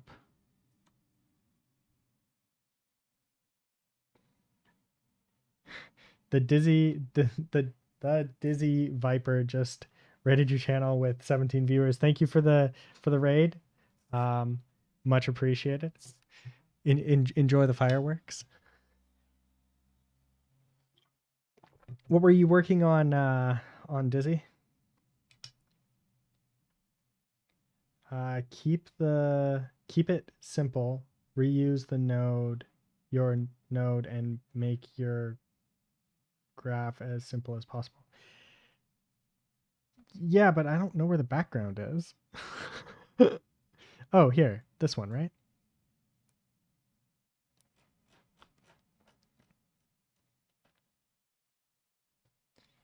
Was creating a daily 3D render on stream. Oh, nice. I think I need to use a different. I don't think I like the Voronoi for the background on this. I think like a Perlin noise might be better. Let's see. Ooh, Cinema 4D. Oh, you have such nice modular city pieces. That's so dope.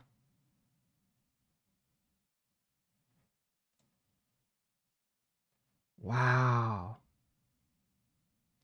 That's so pretty.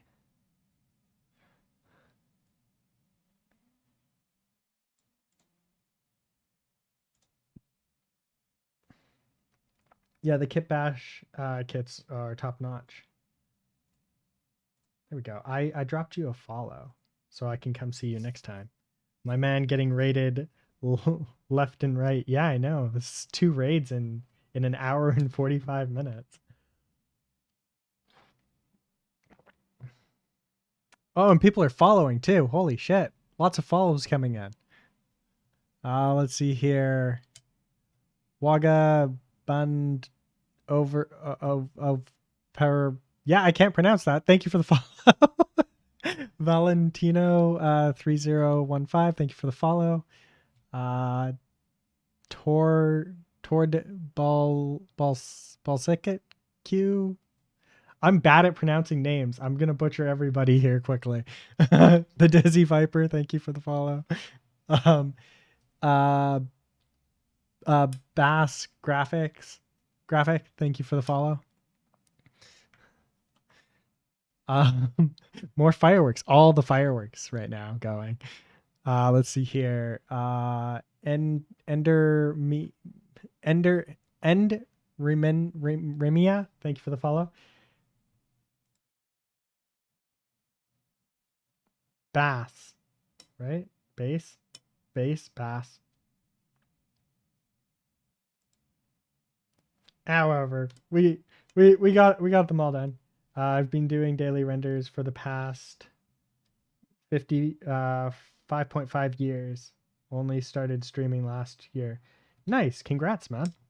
Well, you're doing a good job. I have been doing 3D modeling for a little bit now. Same, I don't care. Sweet.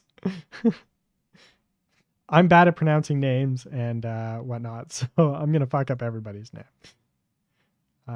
Okay, so we want a Perlin, I think. And I think I want to change the Voronoi with a Perlin. Actually, I think Voronoi might work better for the texture that I was trying to go for there. I want simplistic Perlin though, but oh well.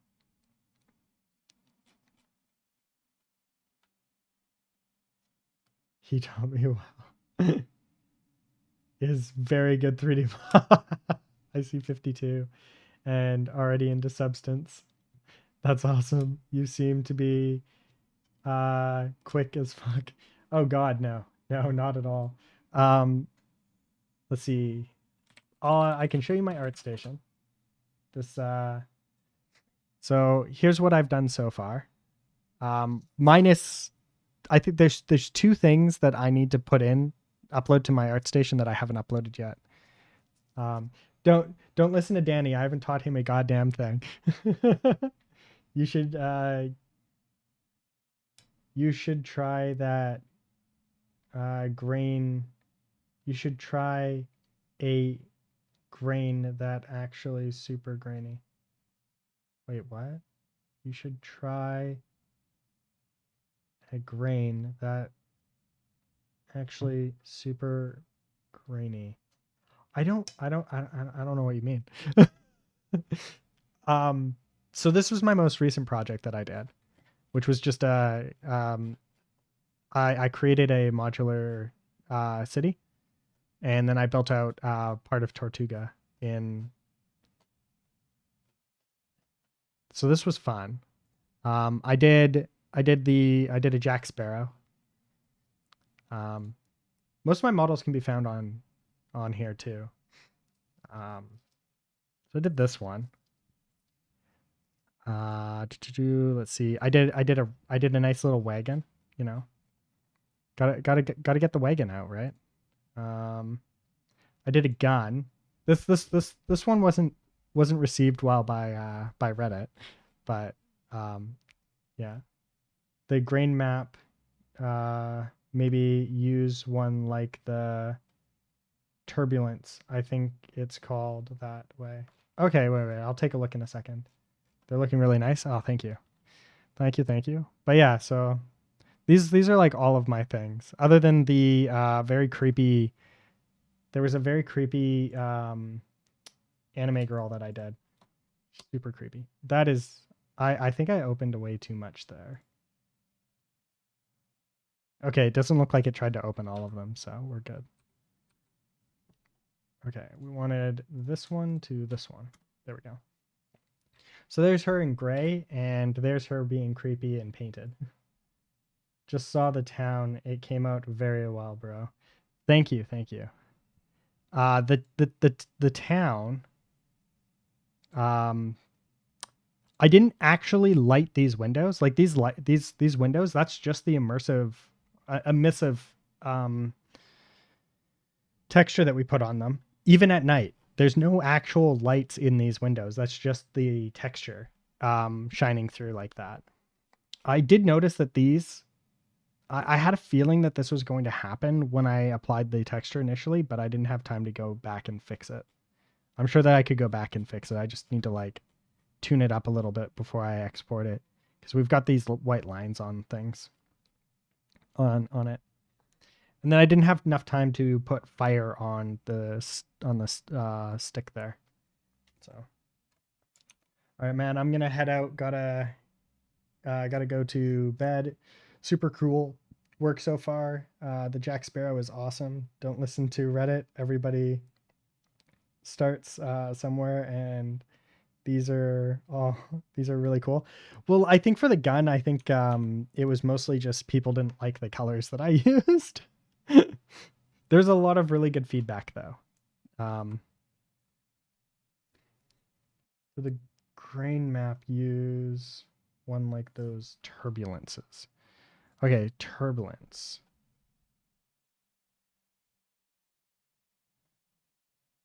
Maybe grunge?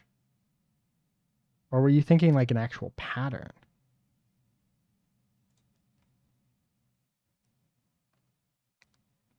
I might also just not be understanding what you want, what you're suggesting.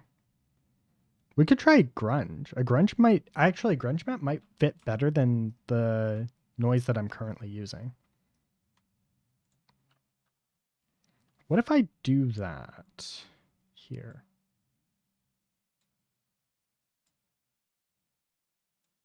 What if we do this here and this one here? Oh, that changes a lot. That gives us a lot more texture. That's kind of cool. I'm not able to make my point clear. You should use a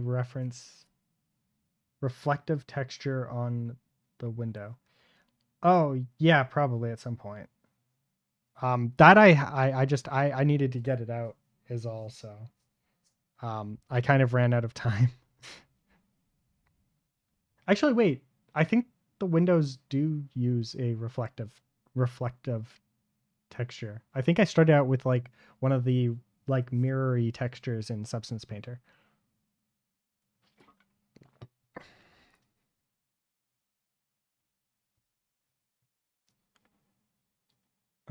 Grain map. The grain map. I made the texture emissive. The texture didn't start off as emissive. It was reflective, and then I added emissive to it.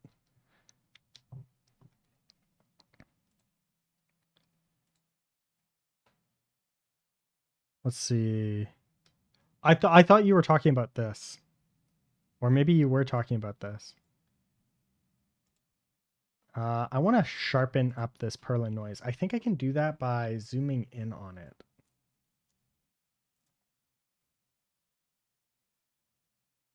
Or no, I would need to zoom way out, right?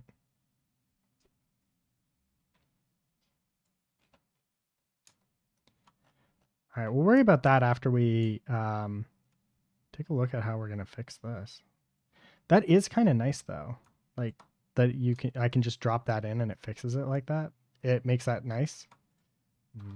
Beautiful. Okay, so I think this is probably more what we want there. And then this one here.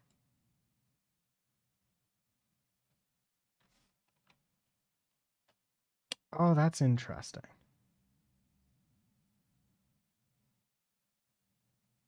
Okay. Yeah, we're definitely learning. We can definitely say learning. The buildings are medieval, so that immersive texture is a little out of place. Reduce the height map could help. Wait, are we talking about this one now?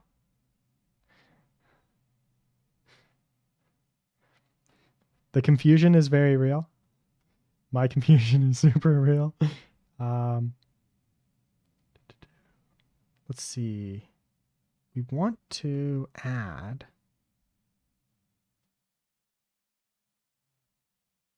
Okay. Yeah, so I could do that. And that might actually do what I want. I think I want to play around with this a bit more though.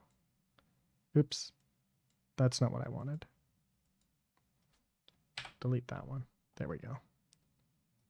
Okay, so then we would, this would give us the,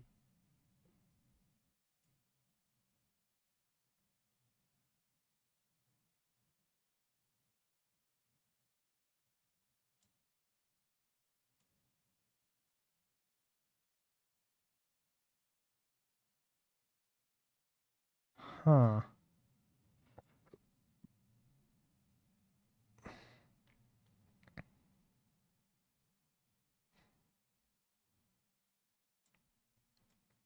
Maybe Voronoi is the right way to go for this part, but maybe this part here we use something else. One sec. Let me just get this back to what I wanted. There we go. Okay, that's what we wanted. Now maybe a grunge on top of this might work.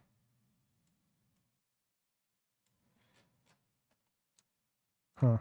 Not quite, but I think the in-between here might be a grunge. Let's just do this. I kind of like that look. Yeah. Now I just need to make this sharper. Maybe grunge with some purlin, and then we can blend this together. Let's see what this does.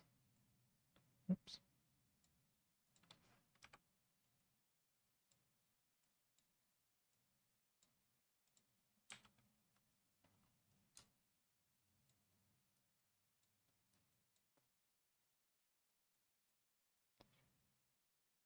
And then maybe some levels.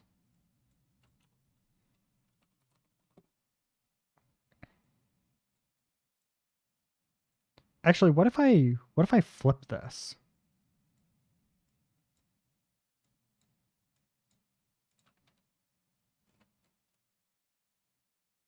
That looks better. And then we want, I think it's more, oops, I think it's more of the blacks we want, right?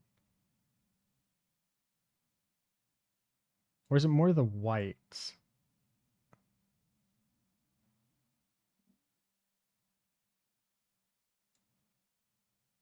Is black taller or shorter? Okay.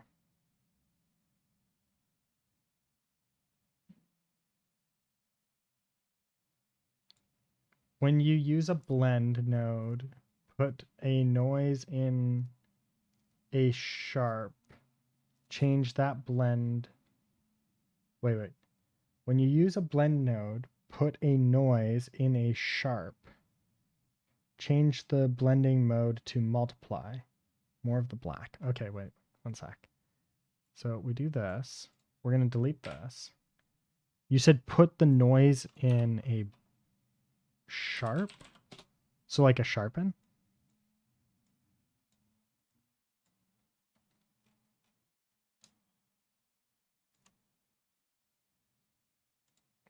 And then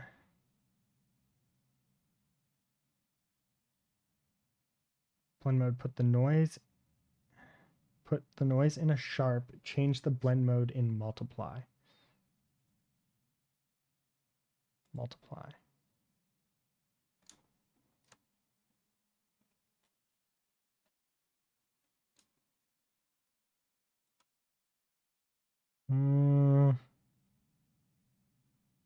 Maybe this here and this here.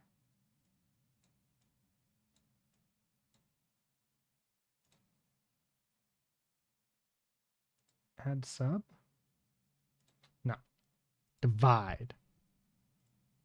Switch. Ooh, overlay. No. Add linear dodge.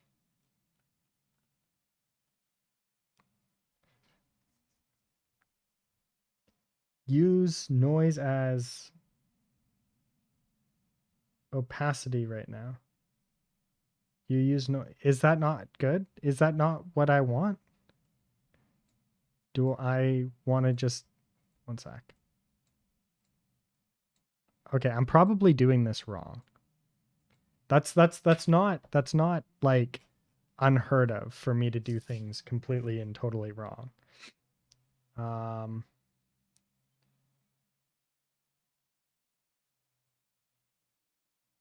Oh, I thought I was supposed to put in the last pin.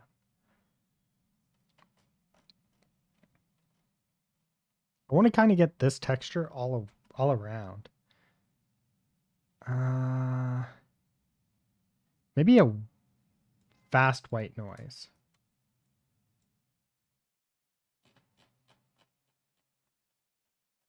Hey, a fast white noise is what I was looking for. Maybe the top one should be this though.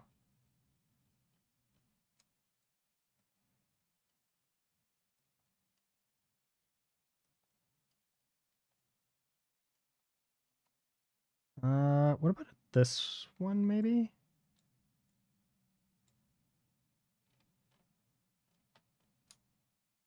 Okay, yeah, that looks better. Now I want to increase the size, the height, the difference between this and this. I want it to be greater.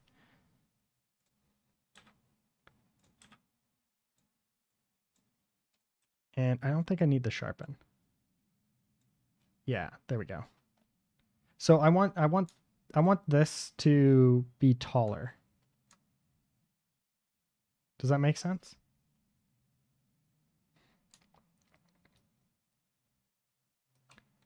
So I think that would be like needing to add a multiplier, or maybe in this blend I would need to, here we need to increase the whites. Or maybe I don't even need a blend. Your previous have to be whiter. Yeah, that's what I was thinking.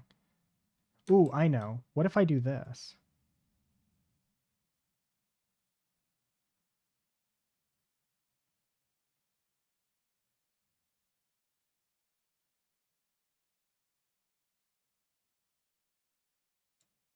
What if I just do this?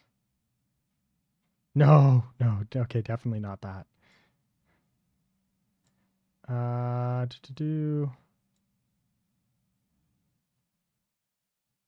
No, okay. This is definitely the right way. This is definitely what we want. We just need to figure out how to do it now.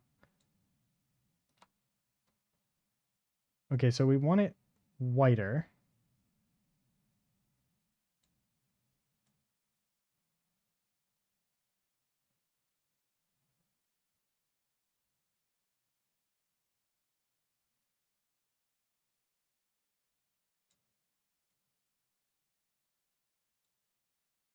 A simple solution is to put a level node in the last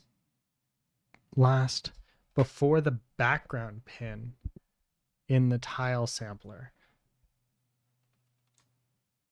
Oh, that might work.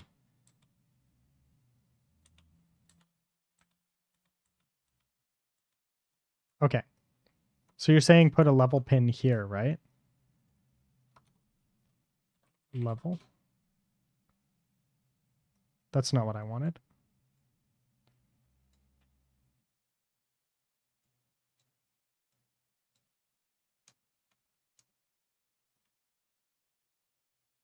Like this, right?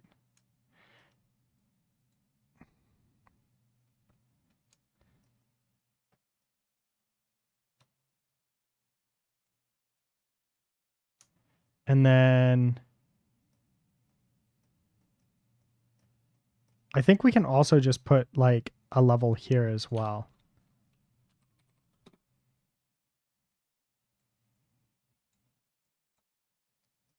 And bring this down. Now bring this up. Like this.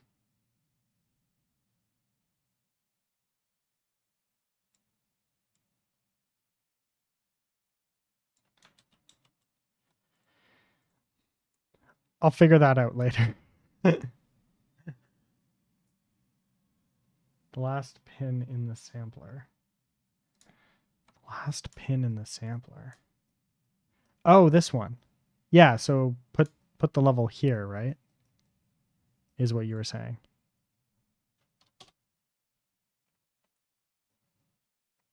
And then play around with this till we get the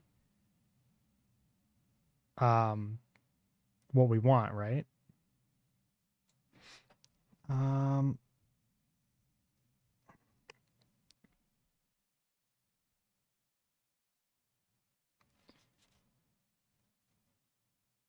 Okay, and then I want to move this one down to make it darker, maybe?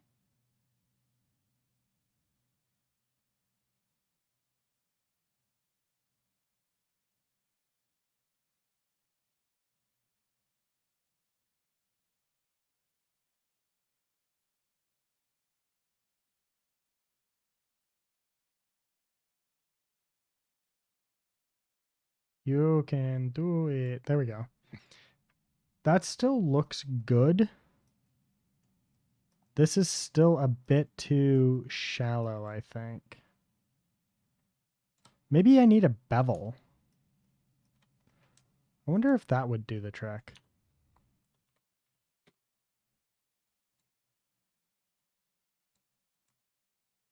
Oops.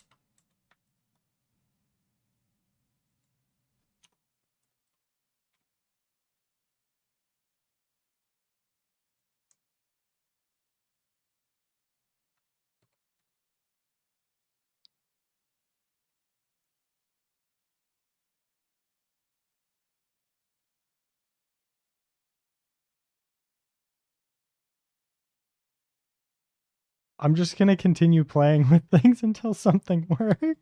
I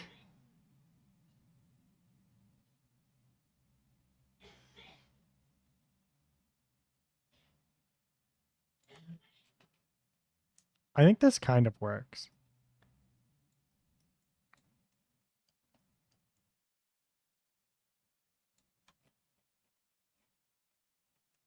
Yeah, I think that kind of works.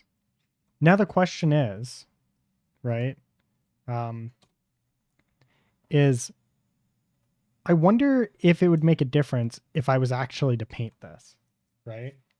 If that would make the difference between it looking funky and not, because I want to make this this part here actually like kind of like a blackish color. Not that one, this one.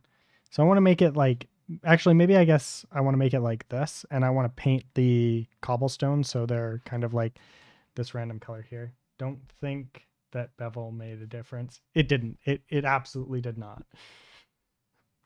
Bevel made no difference.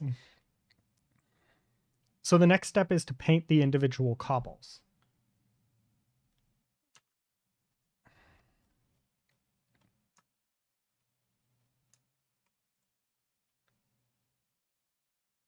And then paint the background with a bit of a random color.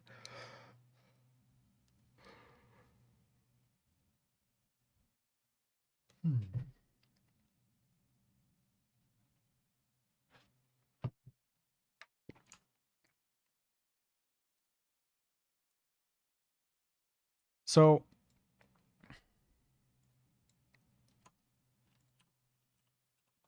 I think if we do this,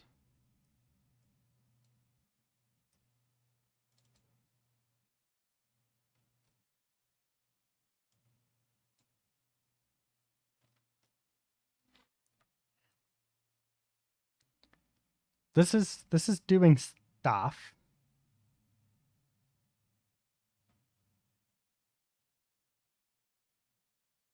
Yeah, this gives us a better starting point, right? But what happens if I do this? And we change this color to a brighter white or red. Oh, there we go. This actually picks up on what the background is supposed to be. Oh, that's so cool.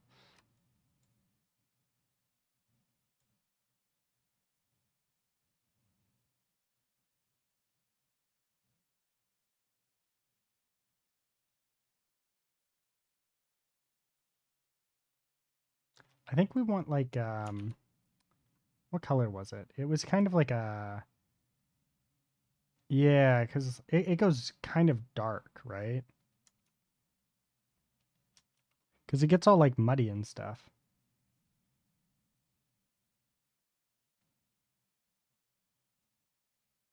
There we go. So this needs to be kind of a gray. Kind of a browny gray. Where do you even find brown?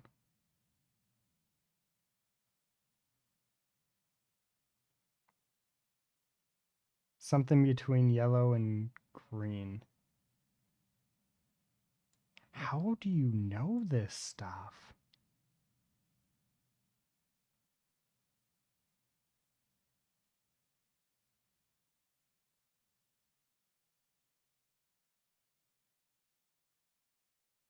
I don't know. I can barely see it. And you're just like, oh yeah, it's between yellow and green. Never mind. Okay. Maybe like something here.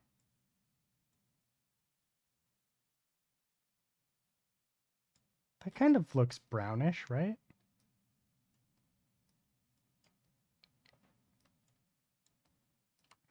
And then if we go to this one here, let's paint these red for now. Now they stand out. It's yellow, red, a little darker. Oh.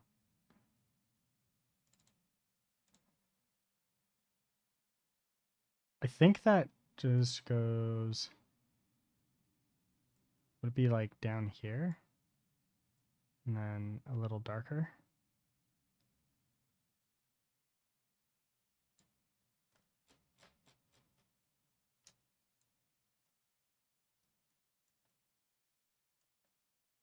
Yeah, that looks good.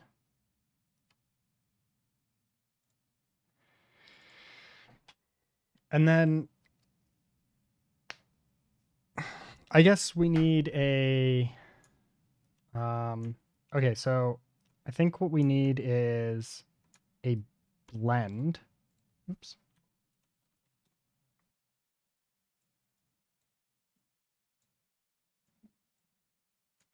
Right. And we want to go for that here.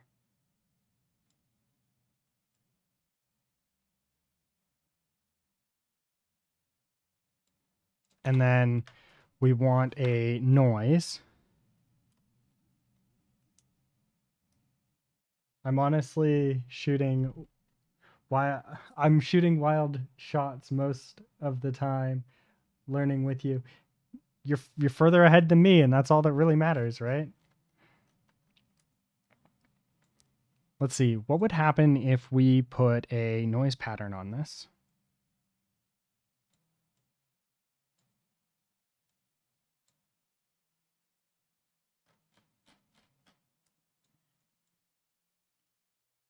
And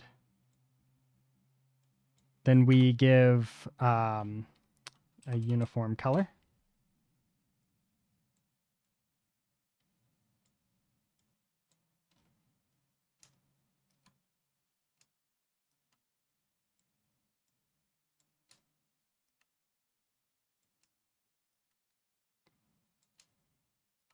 I think this color actually is better here.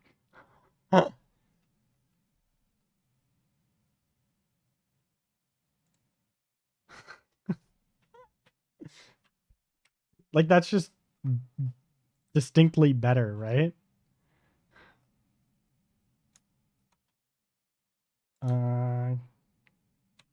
Duplicate. Let's replace that with this one.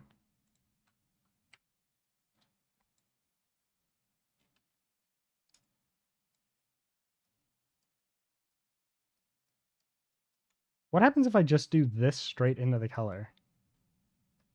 No, not good. Not of the goods. Not of the goods. This is just too dark now. I think it's because there's too much black.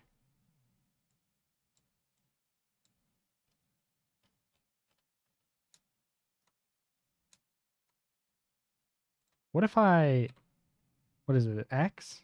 I thought it was X to swap the colors.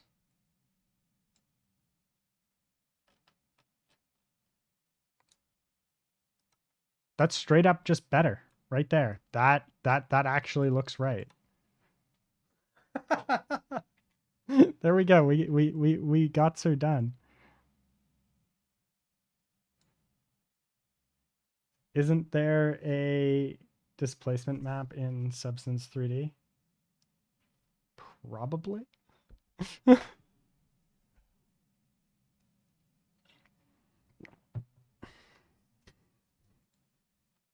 What would it be? It would be like there's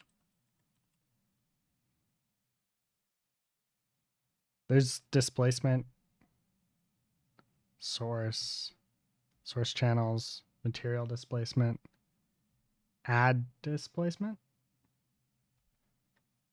It would really, it's a node.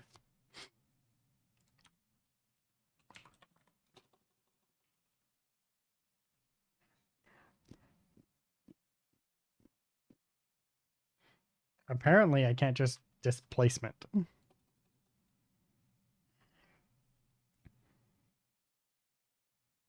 Interesting. But I could just use one of these. I think these are nodes, right? No, never mind. They're not. Was typing 2 messages at once. No worries.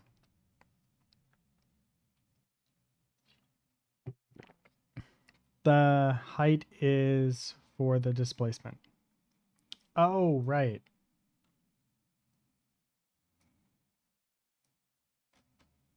This one, right?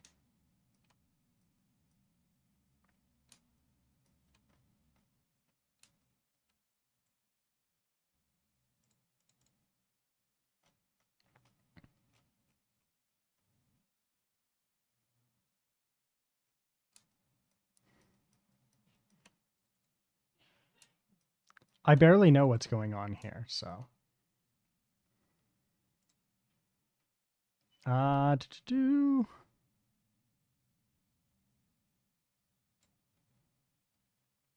Attributes.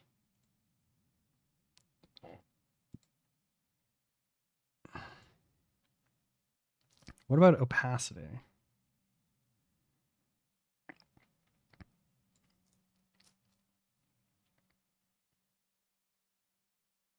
What happens if I delete this?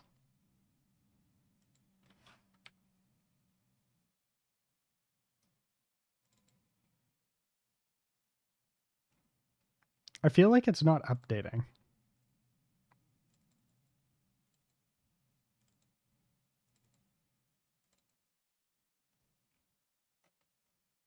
You're full of cheese and lies.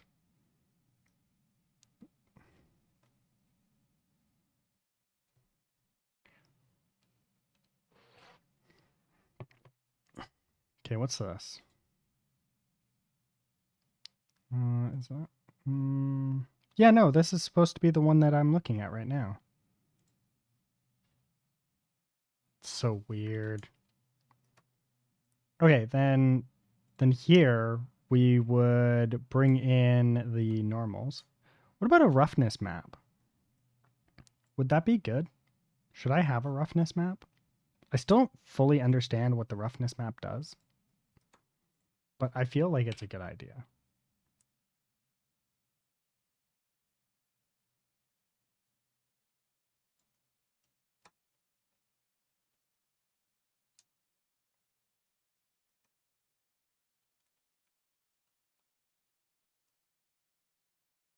Okay, so the next thing I want to do is tone down the metallic. Because right now it seems too shiny. Like this area here is too shiny. I want to make that more matte colored. Or would it be too shiny? You know, I'm kind of probably incorrect on that one. Wonder what would happen if I just deleted this. Normal maps would fix that. What if I did this?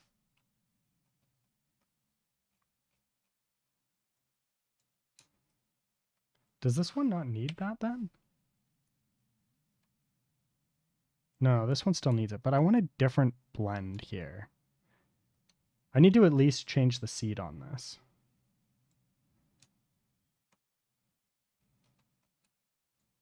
Although I think that I should probably change the noise anyways.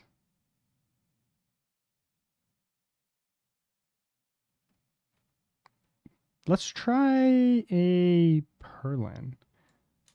I know I always come back to Perlin, but Perlin's just a good noise.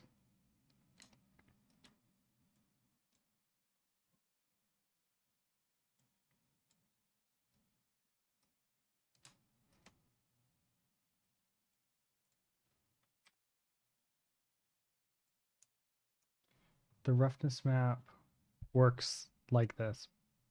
Black isn't synthy. White is matte. The roughness, wait, what? The roughness map. So I do need a roughness map, right?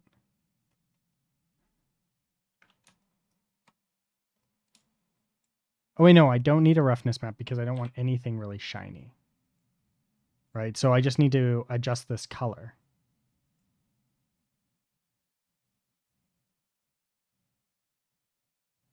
I don't want it 0 because nothing's 0 in real life, but like, okay, so if I go here and I just bring this down.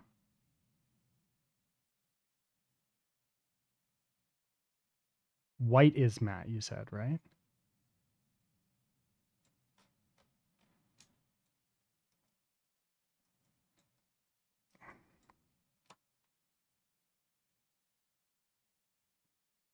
There we go.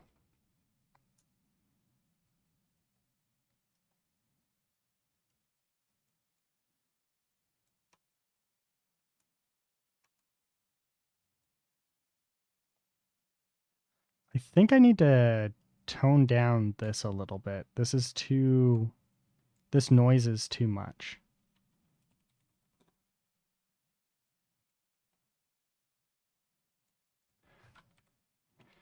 I think I need to, no, it's,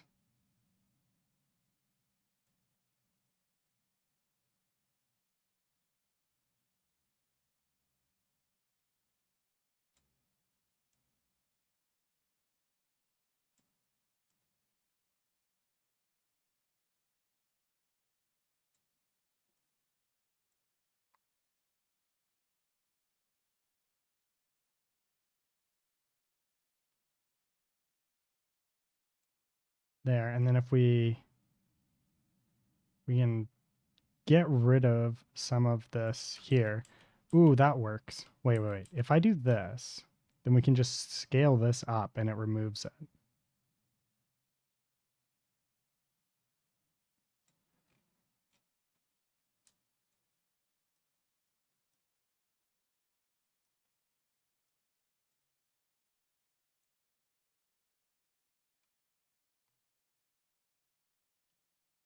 There we go.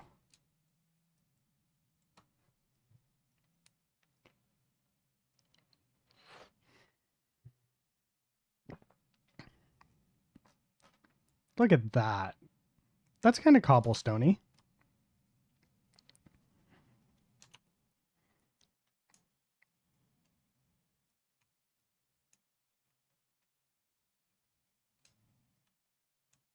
It's like not quite what I'm looking for, but like, I guess it's kind of cobblestoney.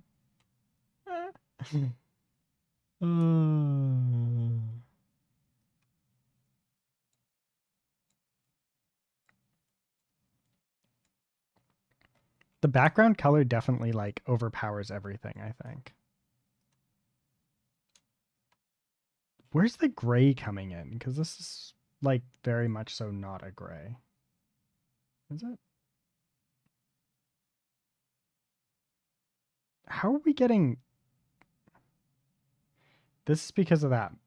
Okay.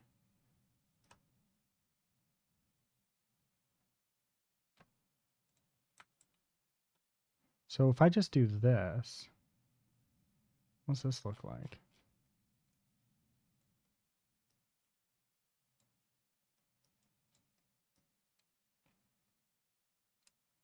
My amount of confusion is very high.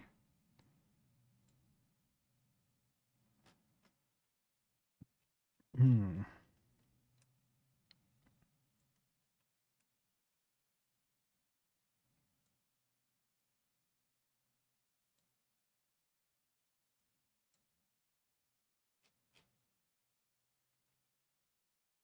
Hmm. I'm hopping off. Have a good night, everyone. Have a good night. Thank you for all the help.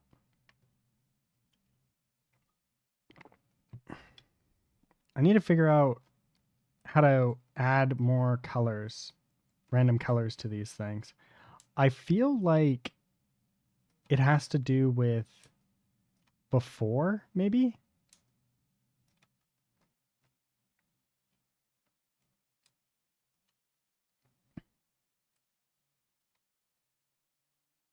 Yeah, like I feel like this needs to the colors can happen before, but I don't think that quite works either because then I don't have any way of like pumping them in.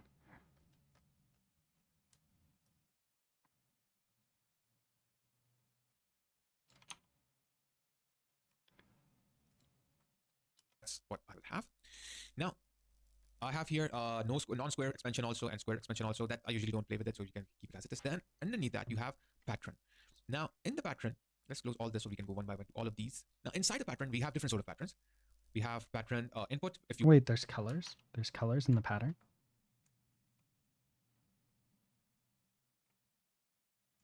Okay, pattern, size, position, rotation, colors. Oh. No.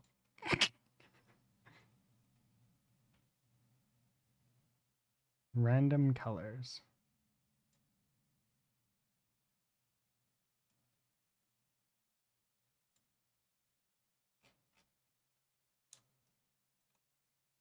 You have to create a tile sampler color. Ah. That's what it is. This one, right? Wait. This one. Is this the same as this, just comes with colors? Or would it be like this?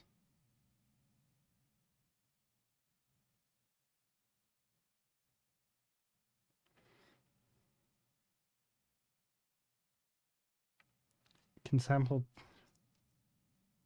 parameterize each pattern, property, size, rotation, color. Okay. So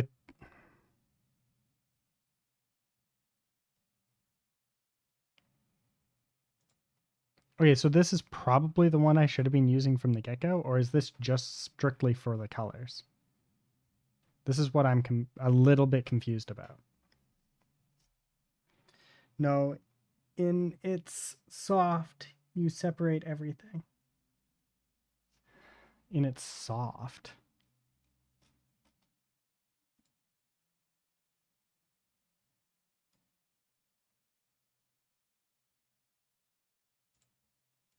Soft?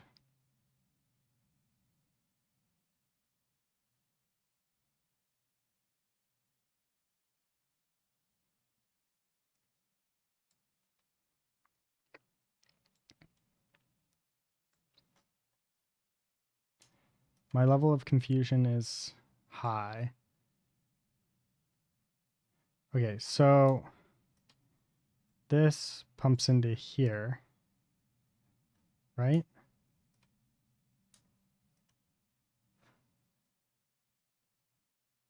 in the software.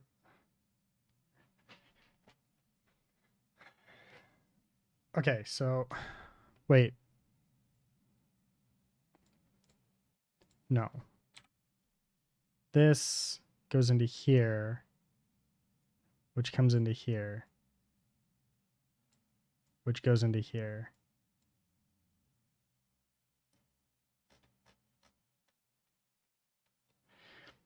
I feel like that's not quite what I'm looking for because one sec. What am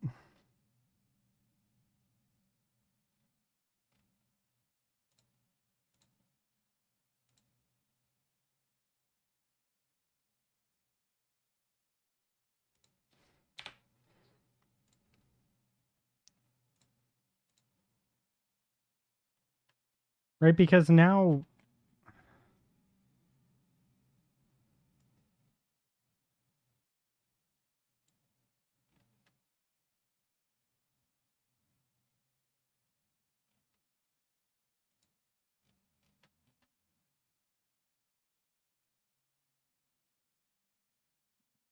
you need to have the same parameters. Wait. Yeah, but okay, wait. So I guess my question is, does this replace this or do these get used together? That's kind of what I'm confused about right now. Because it seems like this replaces this.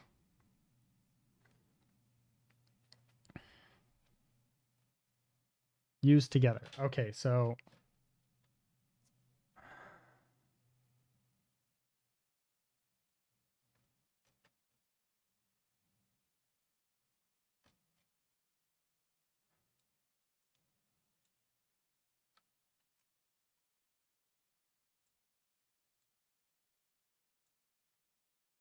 do they get used one after the other or side by side? So like essentially it would be like this.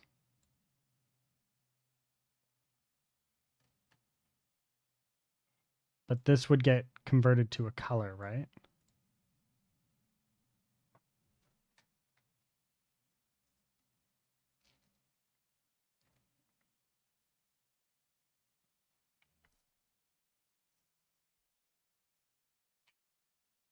Like technically you have to color your different patterns and plug them in the tile sampler color. Okay, so yeah, that's what I was thinking, right? So yeah, okay, so this one would be used for everything for everything here, and this one here would get used for this one.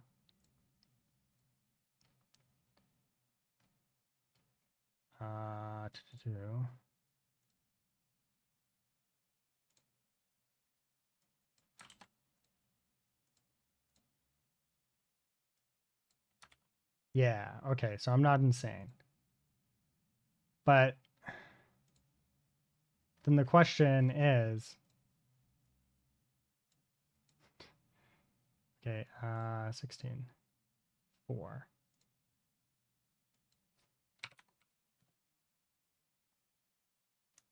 Okay, and then this would need to be a color.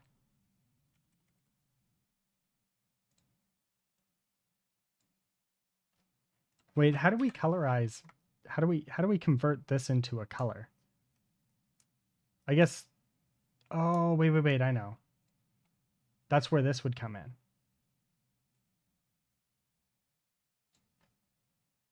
Yeah, okay.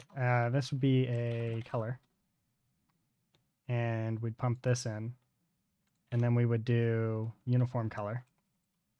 But I've already got a uniform color that I want to use. This one, right? Would go into here. And then this would be pumped into here.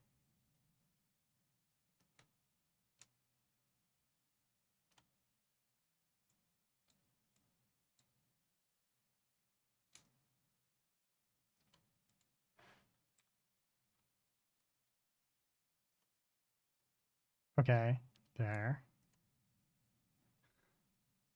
I'm gonna get this eventually. Okay, so let's make sure that these values are all correct. I wish there was a way to just sync these two values up.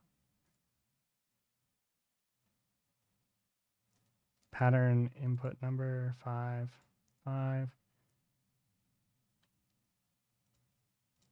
Size. 0.5, 0.2.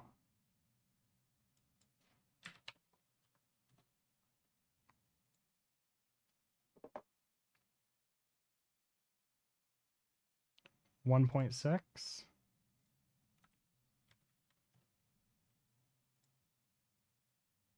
Uh, 0.09. No, we want sampler uses a blend node plus a uniform color for the foreground, and plug your pattern and opacity pins in the last blend node. I am very confused. Sampler uses a blend node plus a uniform color for the foreground, and plug your pattern in opacity pin.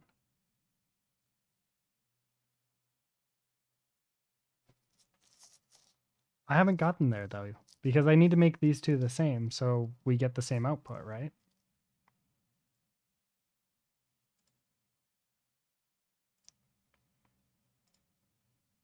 Point 0.009, 0.09.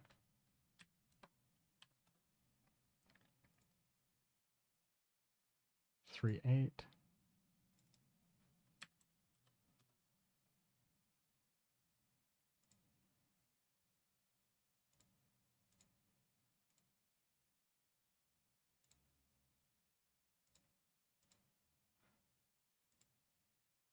Point 5.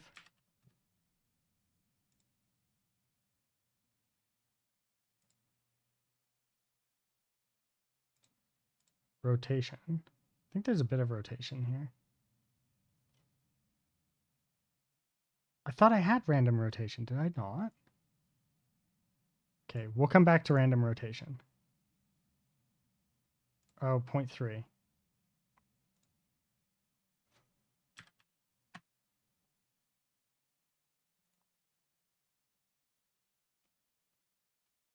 Okay, there we go.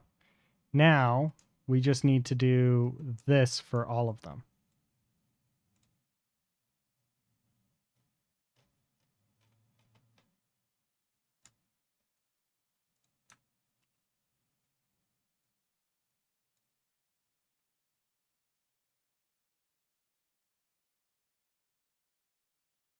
You wrong in the rotation parameter, did it? Was I? Oh. Look, it's very possible. I don't know what I'm doing. Okay, you said the rotation parameter is wrong?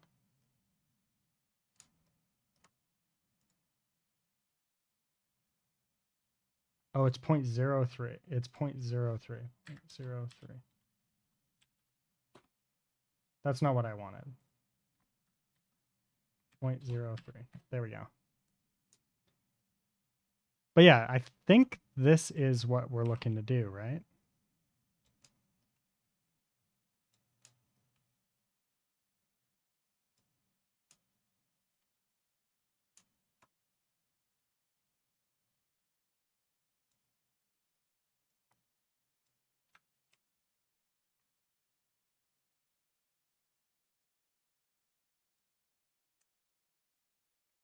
Now use a blend node plus uniform color for the foreground.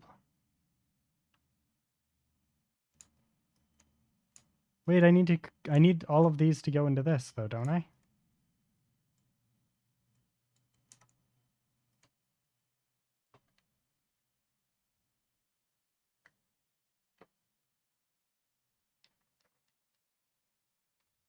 Wait.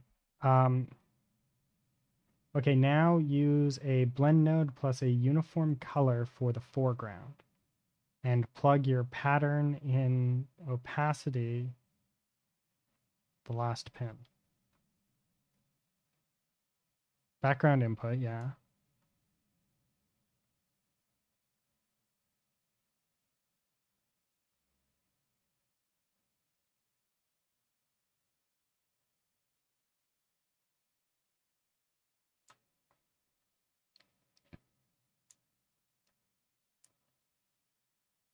what blend node? Where do I put the blend node? I don't know. Yes, you. Okay, so where do I use the blend mode node?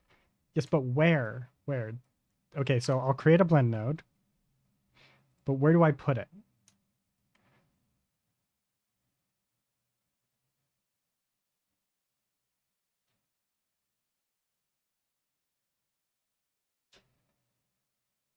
That's the part I don't understand. Where do I put the blend node? You're saying blend node, like it has any meaning, is at good place. Okay. Okay. So I have a blend node. Then you're saying do this. Wait, I think that's what it was. And then this would be the foreground. Or maybe this would be the foreground. Yes. And then this would not be the foreground. There we go. Okay. Okay.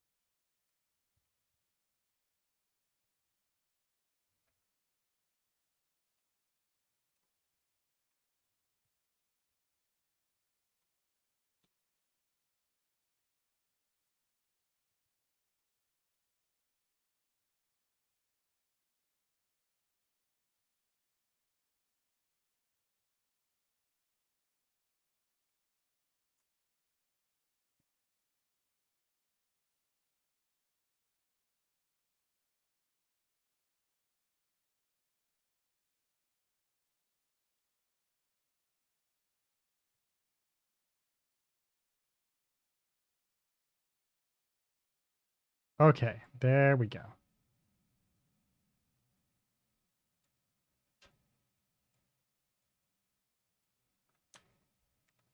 I'm figuring this out here. This is definitely getting me somewhere.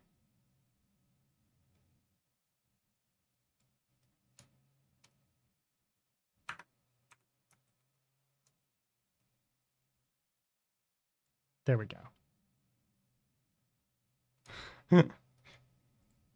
These are very different.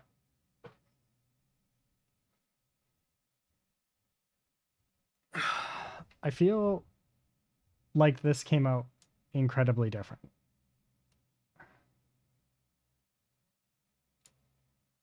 Why did it come out so different?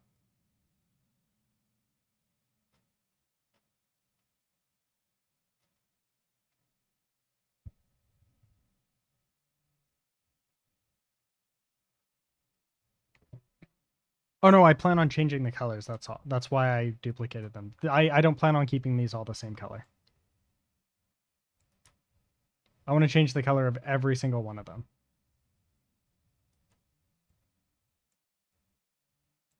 And then this one here be here, and then this would have a blend. Why does it keep doing that?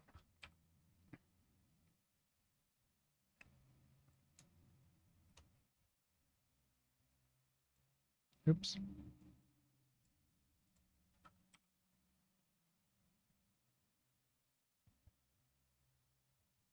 See, I don't know what the difference, where I screwed up here. Okay, so pattern. 5, 5. Yeah, okay, that one's the same. Size.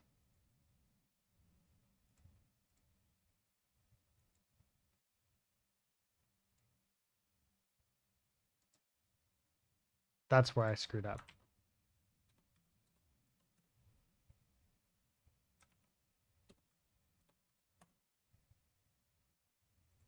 Is it?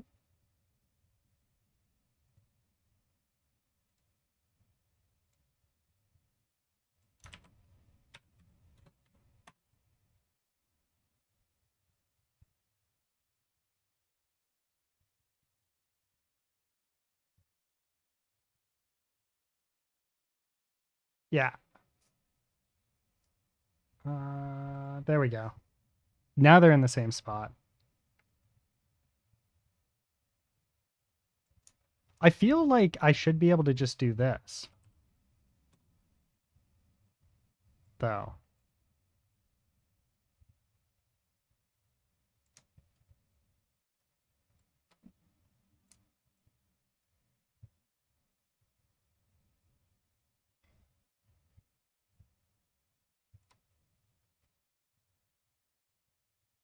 Right? Like I wonder if I really need to have both of them.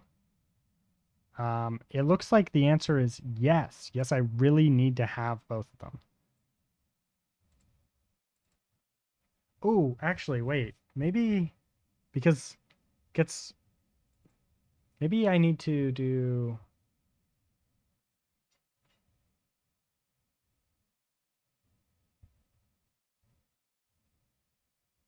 a levels here.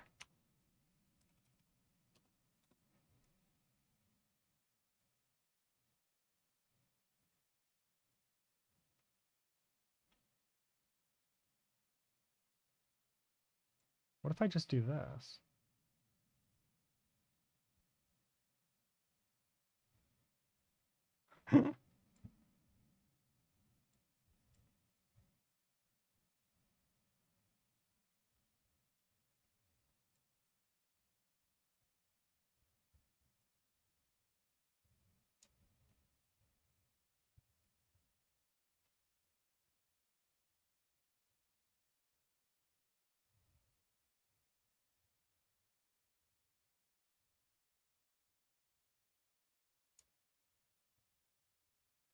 Ooh, this was a good idea.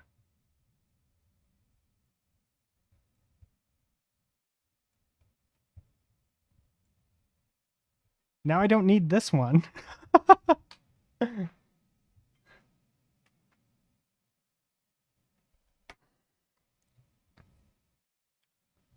Look at that. We did a thing.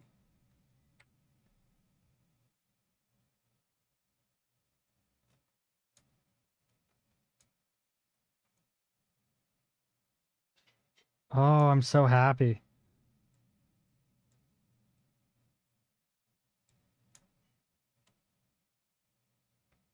And then for roughness, I think I want to change it up a bit. Oh, wait, no. Roughness, we wanted the opposite, right? No, because then we'll have too much black. Wait, I have an idea for this. Do do do do do do do do do. Do do do do levels. Do do do do do do do.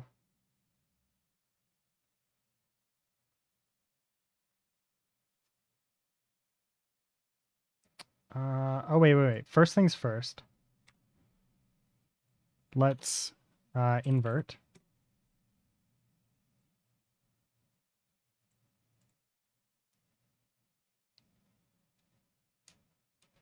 Oof. Oh wait. Invert. Invert grayscale. Right. And then we want to do levels.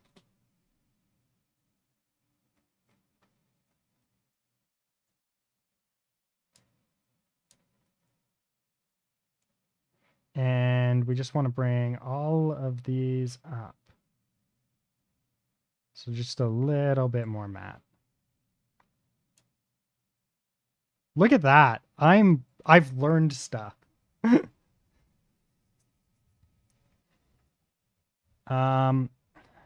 There. And then I think we want the white.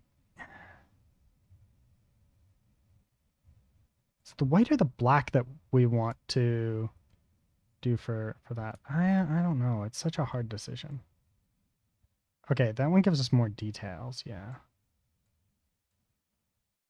Oh yeah, that's good. What's ambient inclusion do?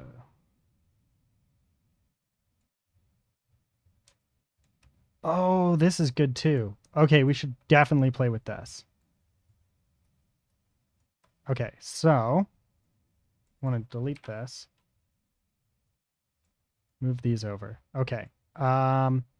So here we want another levels.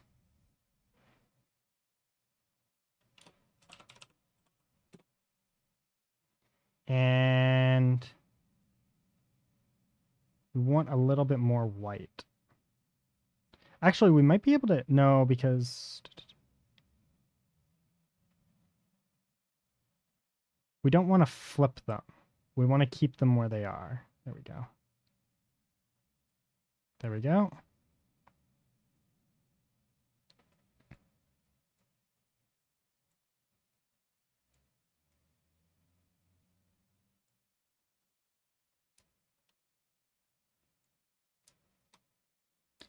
Okay, and then metallic we can play with as well. What happens if we do this?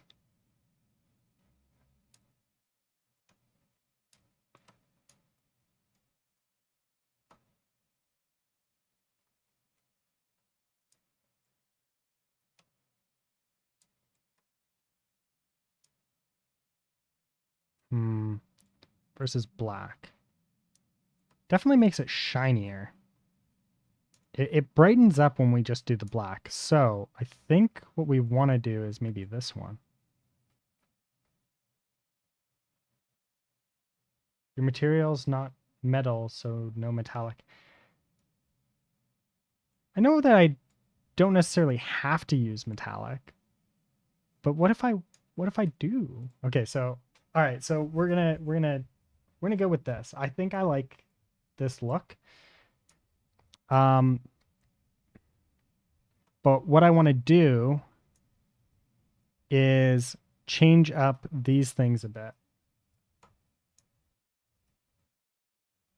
How do I, okay, so there's a way to like snap these things in, right? So we'll start by doing this, we'll move, oops.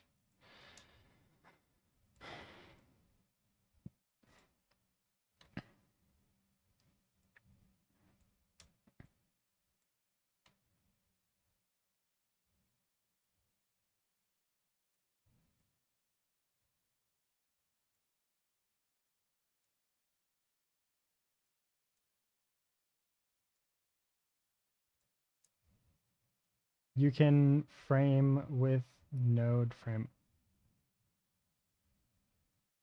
with node. Oh, yeah. I will do that in a second. I just want to get these kind of like in a spot where they're a bit easier to group together because like they're a bit spread out at the moment.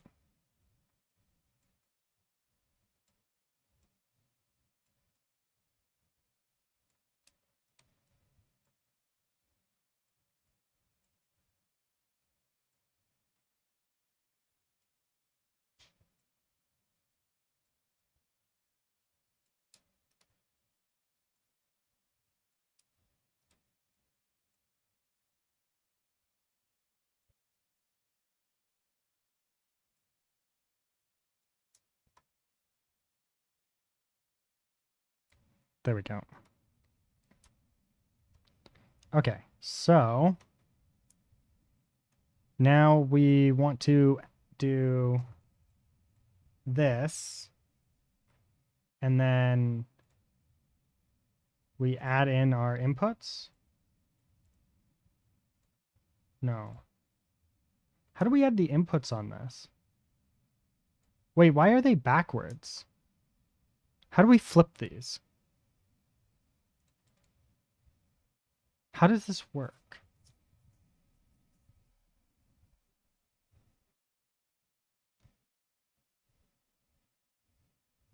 Easier to be organized with. Yes. All right, let's do that real quick here.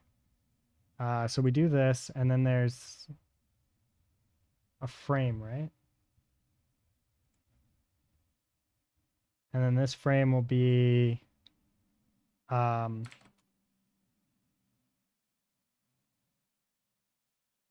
okay. If I wanted to collapse this into, I want to collapse this. into its own thing, right? I want to turn this into a thing, a node of its own. I don't want this to be, how do I delete the, there. If I want to take this and make this into its own node, how would I do that? Because I don't like this being a thing that's not repeatable easily.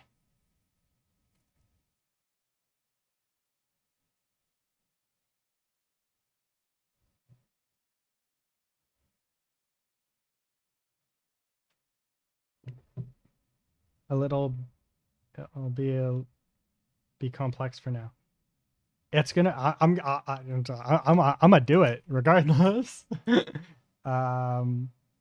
Substance designer create custom node. So in order to import our own custom filters or assets, it's pretty simple. We have to go up to Edit. We want to go to Preferences. So when we're in Preferences here, we want to go down to Projects. And we want to go into where we find Library. And this is Hello guys, hello everyone, salut, Daniel here. The topic of the day is about custom nodes, alright? So it's the nodes that you can find on Substance Share, for example, generally around the filters and effects section. And here on Substance Share, they are all free to download, so it's a really cool. That's it. What you could also do, and it's here on the left, you could create in your library a folder. You just have to click on it, you name it, like I did here, custom nodes, and to tell Substance Designer where the nodes actually are, you can create a new filter.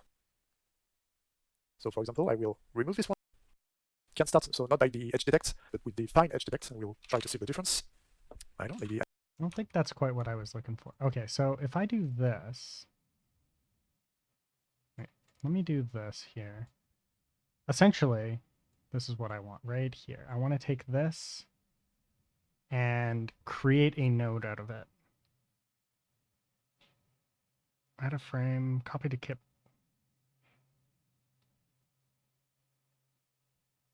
View output in 2D? No. You have to promote parameters before. Before I make a custom node, I need to promote to parameters? Or would it be like, would I just create a new graph? Create a subgraph before. Okay, so create a subgraph. Subgraph. That's not it. Wait. Is this what it would be like this one here or no? Yep, create a new one. Okay, here. And then here we'll say stone generator.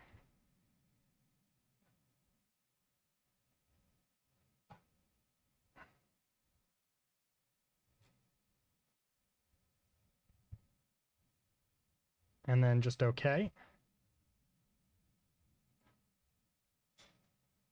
There we go. And then here, okay, here, where's our, there it is. Okay. Then this here would be copy. Then we come over to this. Let's pin this. I think that's what that does. Yeah, it does. Okay, sweet. Then this, we would do this. And then we want to add an input.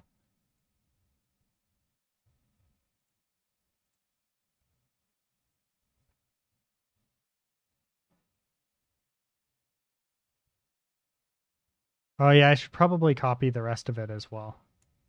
Just so I have something there, right? For defaults.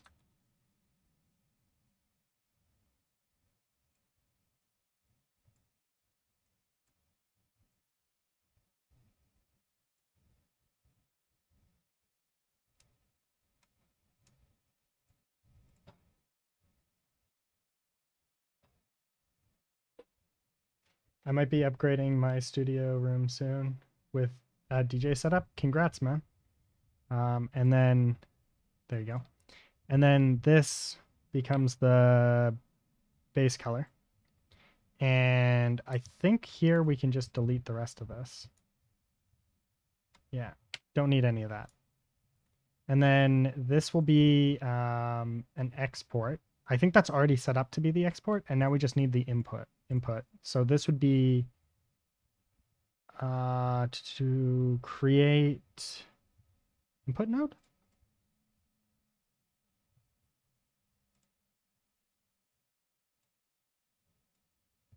Double click an empty area here in my graph to get me to that root level. Give me 1 second. And you'll here, I'm see just here gonna that we press have that. this twig underscore matrix 22 and twig offset. Now in this case, I don't want to change under area here, control it.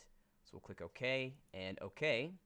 So now you can see both of these two controls have been promoted to the root level of my graph. I will double click an empty area here in my graph to get me to that root level. And you'll see here that we have Oh, okay. So there, we're in the root level now. Input parameters, there we go. Identifier. This would be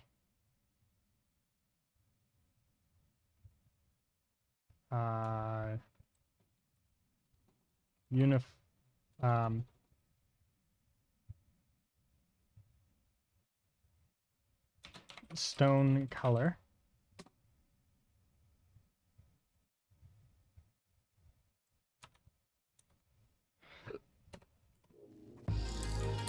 It is only 11 minutes. Exposing parameters on a twig. in this video, we are going to expose a few parameters. Actually, give me here 2 on our twig seconds. I'll graph. be right back.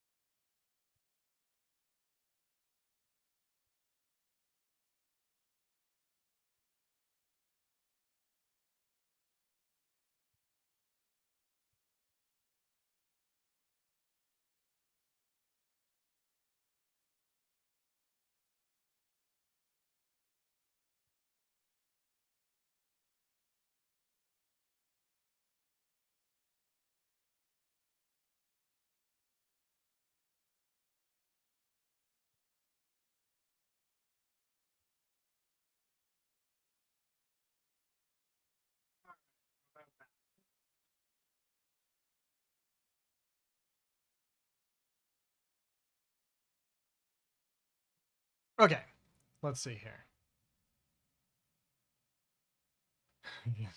It's the same for you. Okay.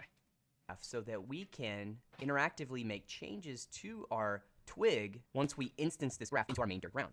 So for example, if we zoom in here and we see I have this shape node, and with it selected, you'll see that, well, we have a lot of these parameters. You can create your own parameters in a graph by simply exposing various controls. So for example, if we come over to this scale slider, if I start to change this, you can see that it starts to have an effect on the overall twig shape that we're working with. So this looks like this will be a good parameter for us to make a user control. So what I'm gonna do is just come over here to this button. This is a function button, and I'm just going to click this button. Now it's getting cut off here in the screen capture, but you'll notice that we have this option here which says expose. This is what we want to use. So I'm going to select this expose option, and when I do that, a dialog appears that says expose parameter. And then it gives me a drop down that lets me choose the name. Substance Designer tries to choose the name based on the internal. Oh, right. Okay. So this is not what we wanted. We want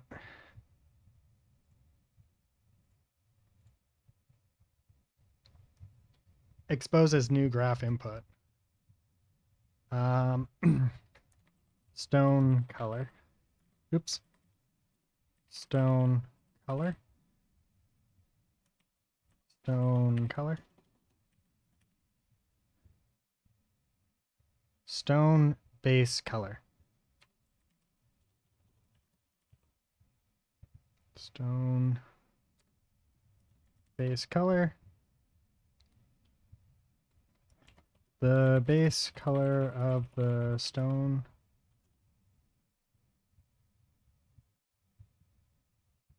okay. Do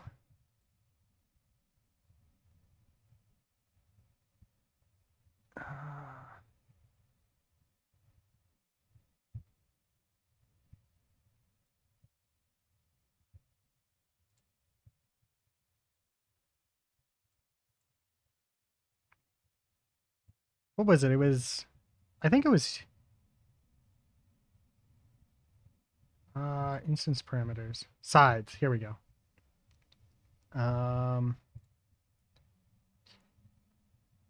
No, I think here I want to expose this input.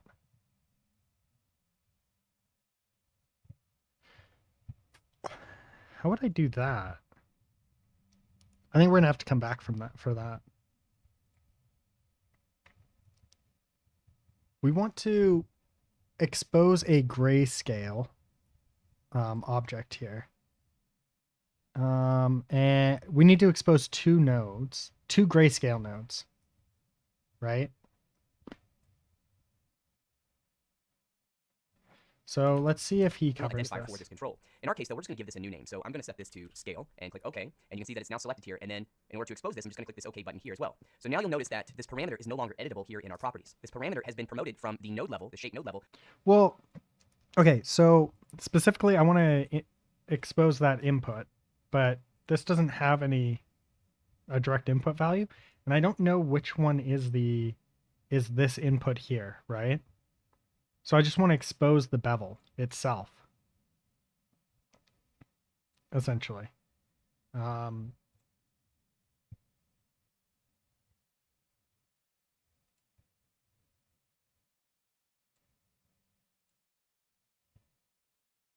Angular is nice. So we'll expose that too. But I need to figure out how to expose this input value here. So to expose the parameter you want in the bevel node. Yeah, but like which parameter is the parameter I want in the bevel node? If I delete this, will it show me? Maybe?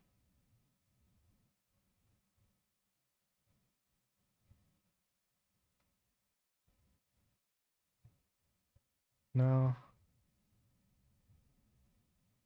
Depends on what you want. I want to essentially have this be able to be passed in. Right? Now, I was thinking that maybe if we go to input, right? Input parameters.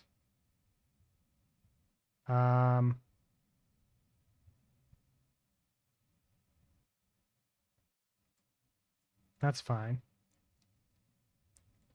we want to add an input. I don't know if it's a float. Does this count as a float? Like, I feel like maybe, because it's kind of the same as this. Oh, grayscale. There we go. Oh, okay. Here we go.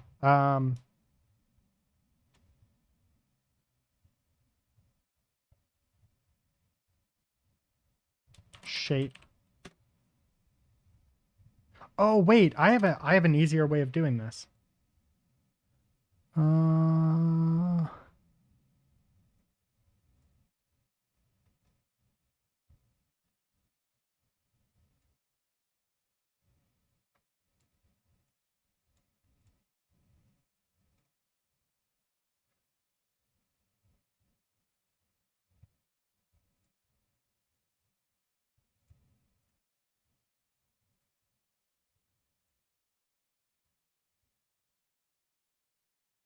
Is this it?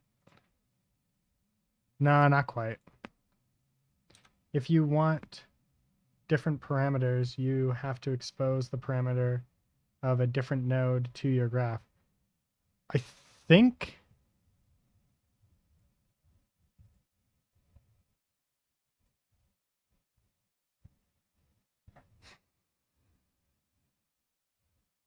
okay, so I think if I add this here, make this grayscale, right?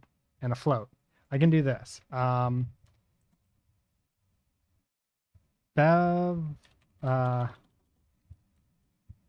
base shape. Oops.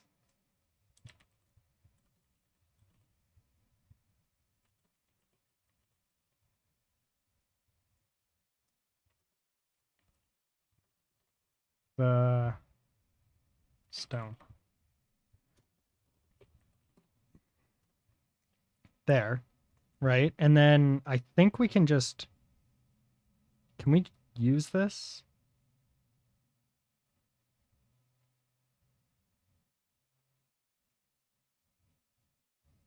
Okay, wait. So base. How would I use this input value then? So I can't drag it over. Top right, you have a button expose as new graph input.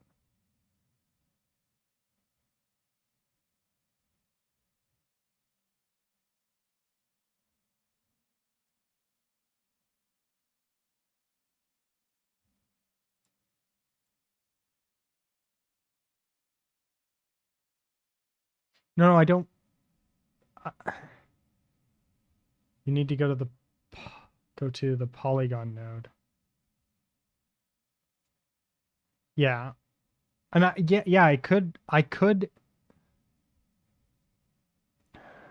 just expose the number of sides. So like I guess that would work. But what I was thinking is that I would just pass in the shape I want. And then that's not limited to somebody passing in just a polygon, right? Or adjusting a value for a shape, right? It would just be I could take, I want to be able to take this and plug it in directly as an input to this node. Essentially, I don't want to have this here. I want to have a node here that represents what this is. So it doesn't necessarily have to be a polygon. It can be anything. Does that make sense? I think it makes sense.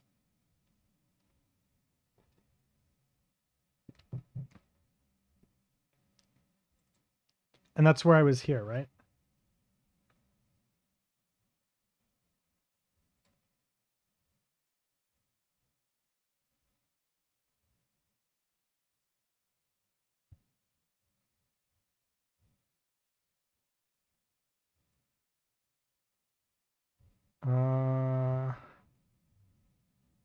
And I think this is the right type of value, but I don't know how to use it now.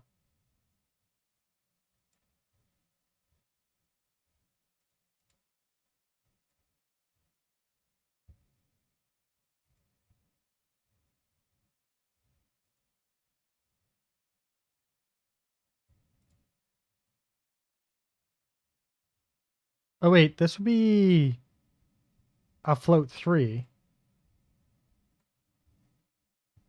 Maybe? Is to use a multi-switch node. A multi-switch node. What is a multi-switch node?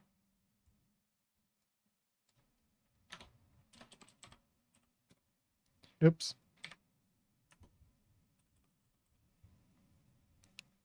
Multi-switch grayscale.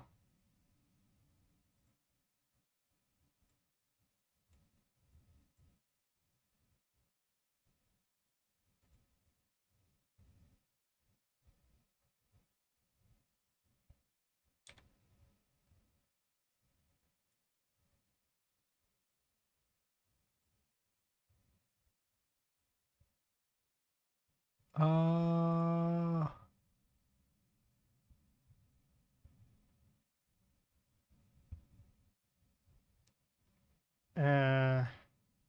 plug it into every node you want with. Okay, so that, this, and the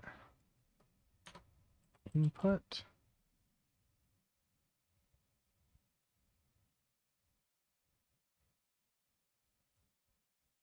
Is that it?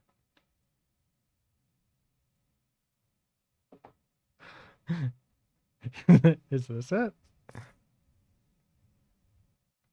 Configuration attribute component grayscale add item.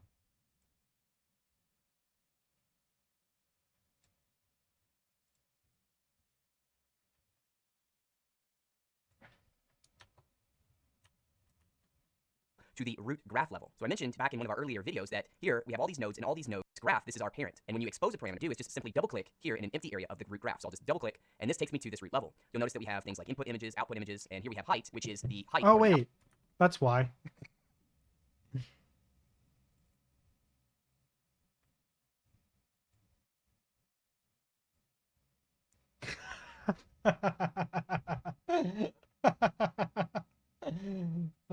Preset. Sorry, I don't really see what you want. I think this. And I go to bed. Good night. Have a good night. I think I found it. I think I found it. Now I just need to figure out how to do a default on this. Input attribute. Bon courage. I think that's French.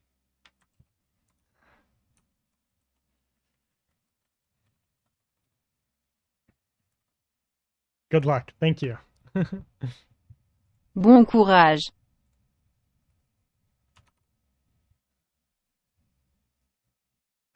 I think I can get this. I think I can.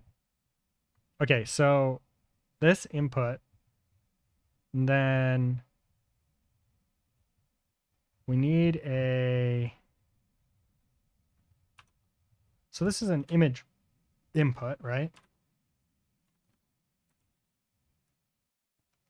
Substance designer image input default value.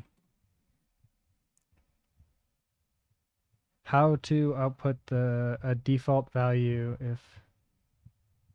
if it is empty.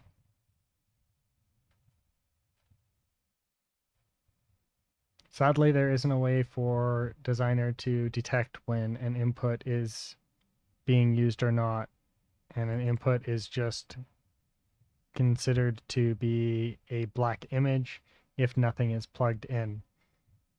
In color mode is also 0, which is convenient. Okay, so essentially we just have to say, okay, this is going to be the thing, and that is fine. I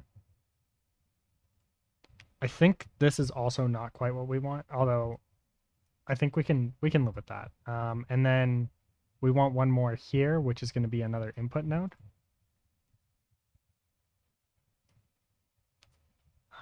We just need to go like this, though. This input here is going to be base shape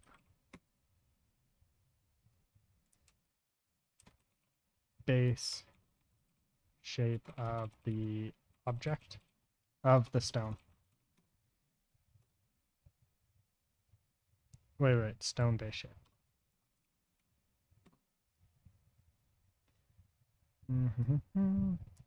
Actually, I should probably just do this because this will be a stone. So does it really matter if there we go. And then we want another input.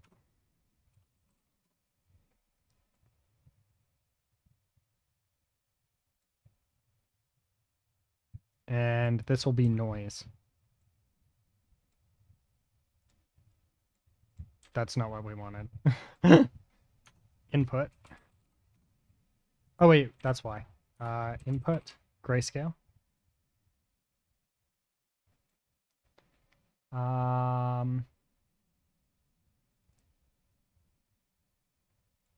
Input, this will be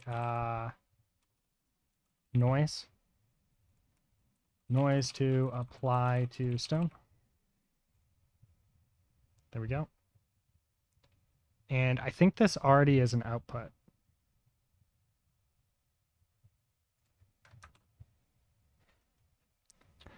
And then stone generator, save.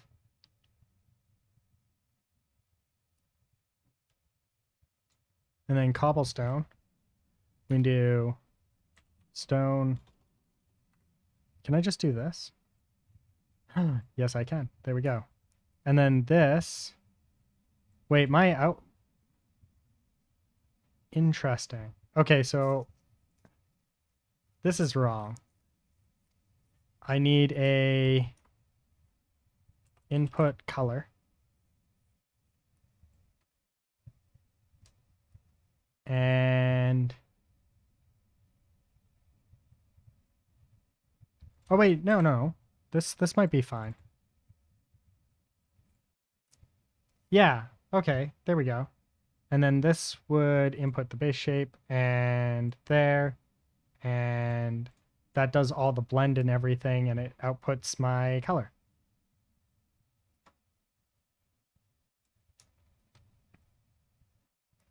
So now this can all be just deleted. So if I just do this, I can do this. And we just need to do this. Oh yeah, there we go. It's so good, right?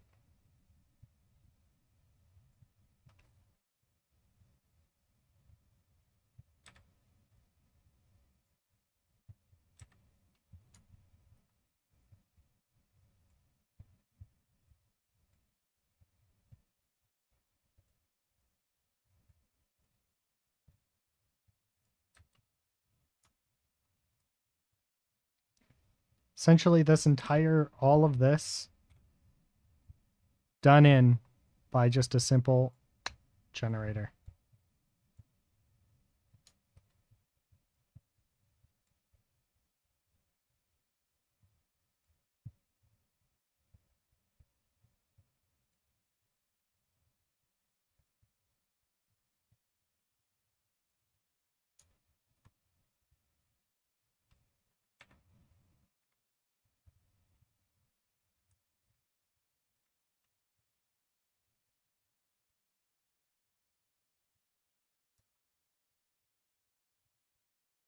Bam. Why is this a dotted line? That's weird. Why would that be a dotted line?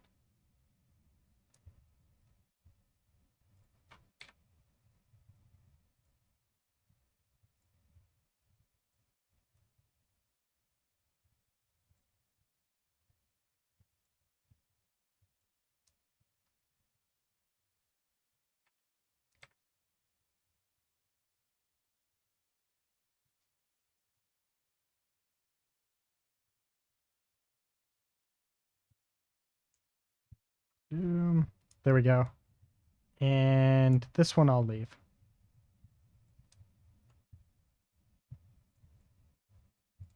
And then here we'll say we're going to group these together. Let's just make these a bit cleaner, and then we'll worry about them as a group here. Clean these up just a bit.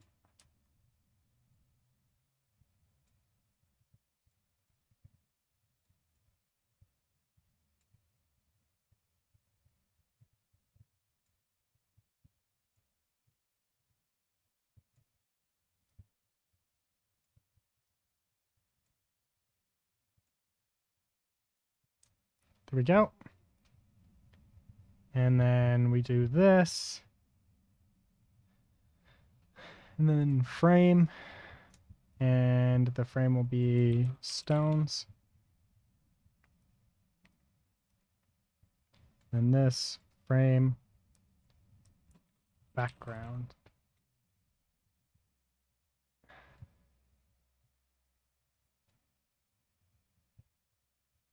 There we go.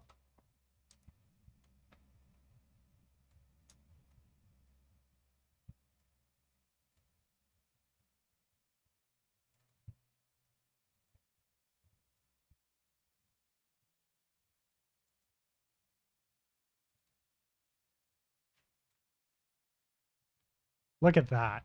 Beautiful.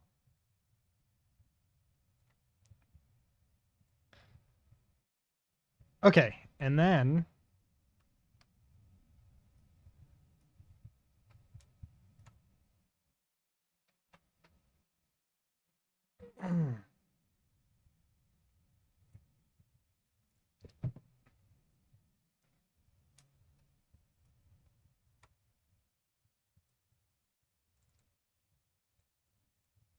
what's going on here now?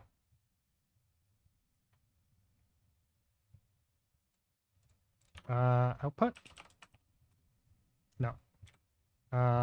Material.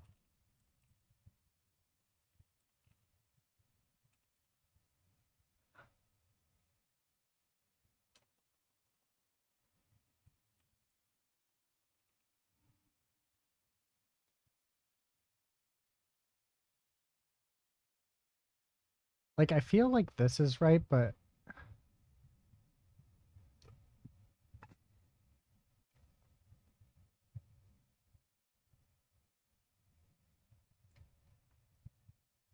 okay, this. And then if we do this. Nope.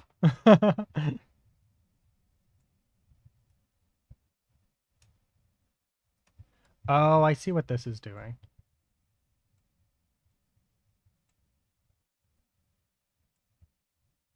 Right, if we come to here,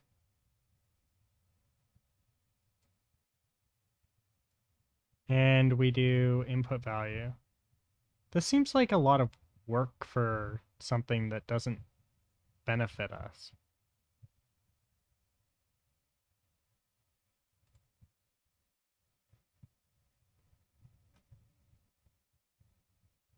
Because, like, I don't think input value really is what we want. No, it's definitely not, right?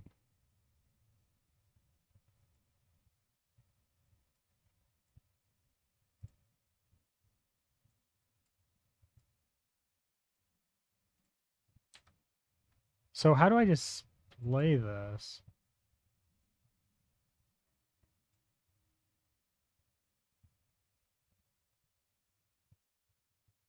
View in 3D view. Why are you not viewing? Is there something wrong? Like, everything's broken now. Is this not outputting correctly?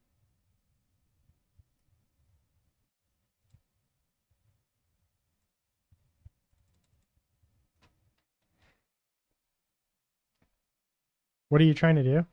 I want to view this material in all of its glory here, but this isn't updating.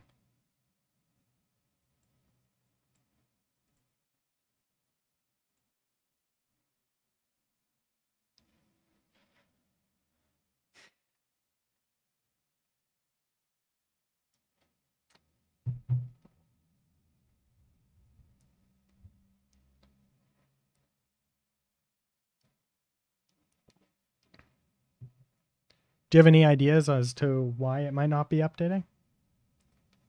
Because, like, we had it and now it's gone. Maybe this isn't outputting correctly?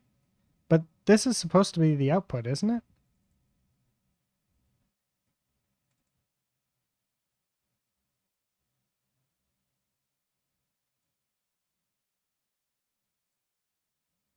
Right click on an empty space in the out.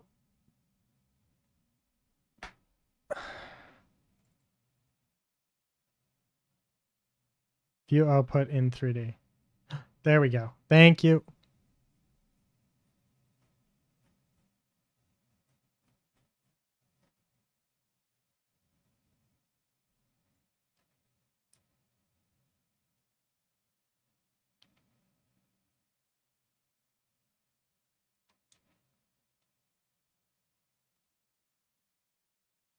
Huh. My normals aren't working correctly.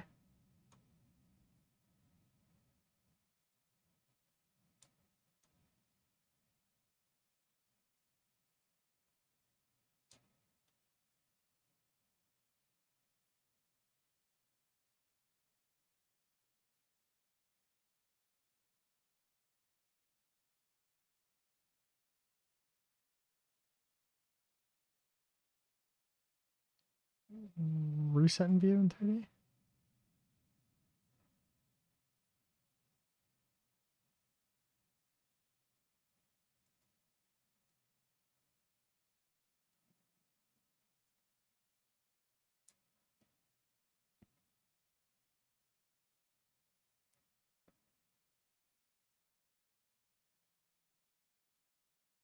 This is doing a thing that it's not. Okay, so apparently my normal maps don't show up anymore.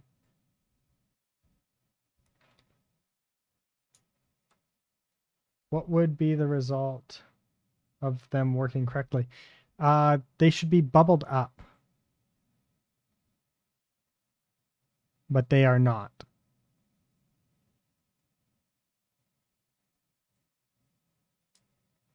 They should look bubbled up at least, right?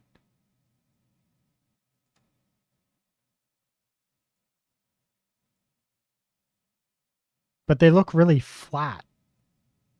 And they weren't flat before.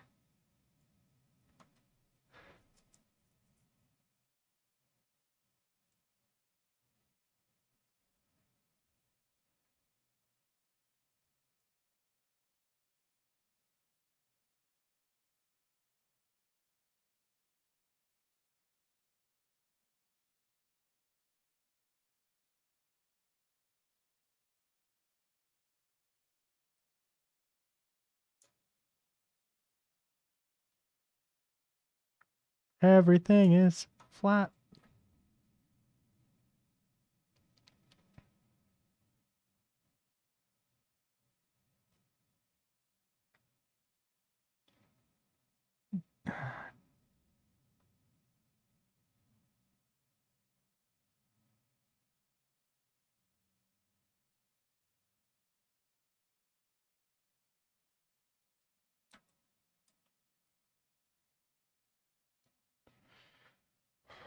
Why are you so flat? You'd think that like one of these would do the trick. Do these need to be inverted? No, this was the switch here.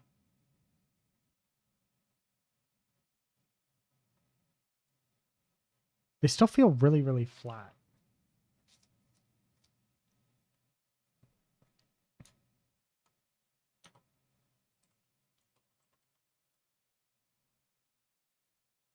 Okay, what if I do this?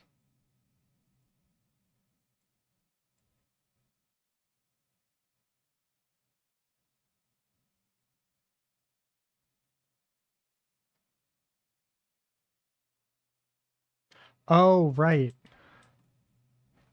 Thank you.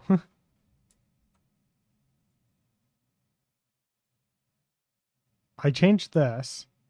What else did I change? You said, oh no, there we go. They're not flat anymore.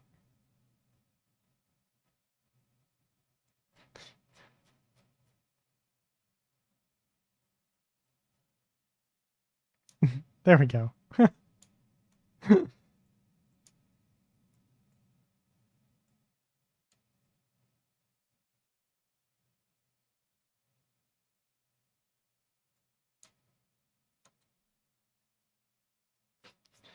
3.5 hours pretty much to get cobblestone.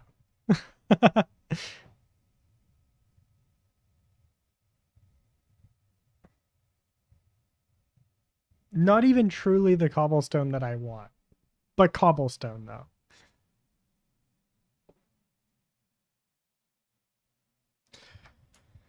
Okay.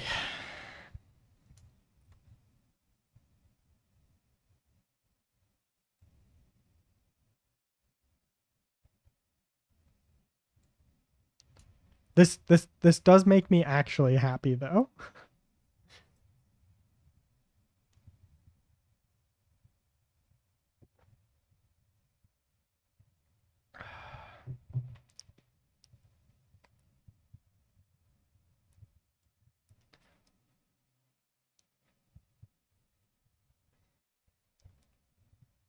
I almost wonder what this would look like.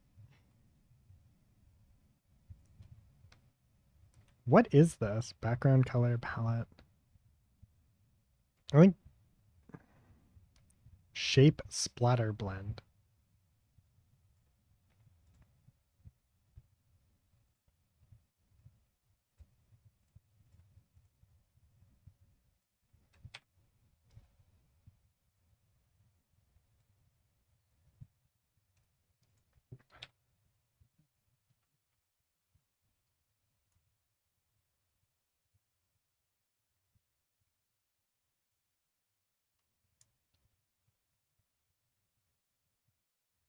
It's beautiful, right? I got all these colors and stuff like that.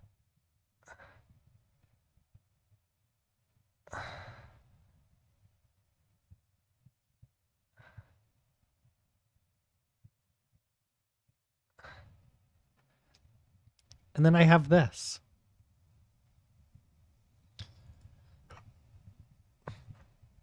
But I should probably do this. If you want to get good at Substance Designer, I'd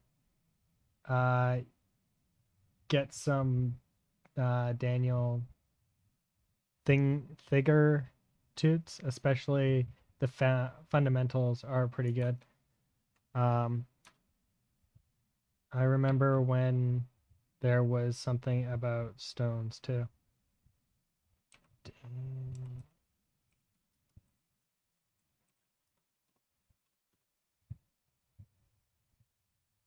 This guy?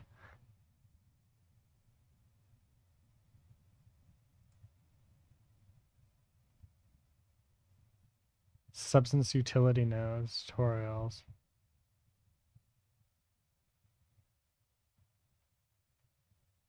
Yeah, no, it looks like he's got everything that I want. Here we go. He's the best. 10 out of 10.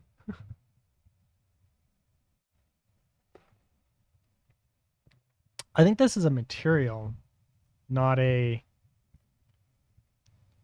tutorial. Creating a TIE fighter. Substance utility nodes. Substance node pack. Substance studies. Fundamentals. This is probably the one that you're thinking of. 1 hour, 10 minutes. Fully narrated step-by-step video tutorial. Substance designer beginner 1 hour. Quality.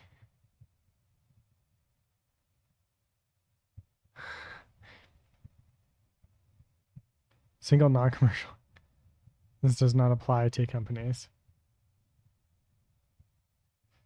So because it's personal, I can use it for that. Tutorial tree bark. Wait, is this a tutorial? No, this is just a texture pack.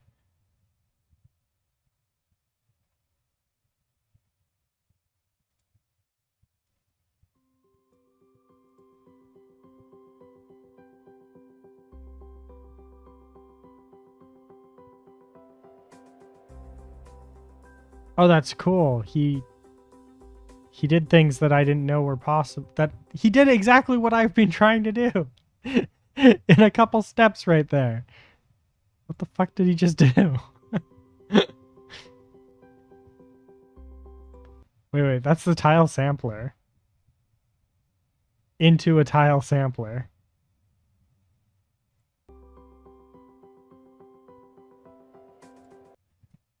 Ugh.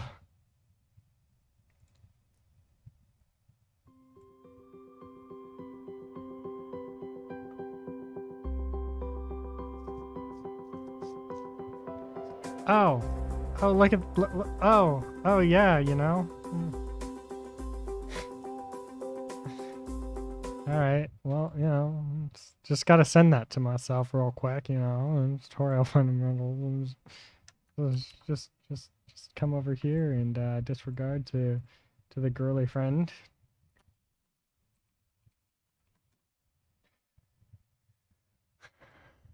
Well, that's good to know.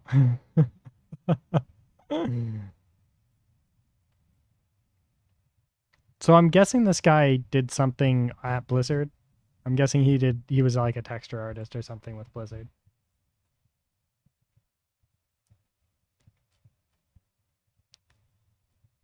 Looks really dope.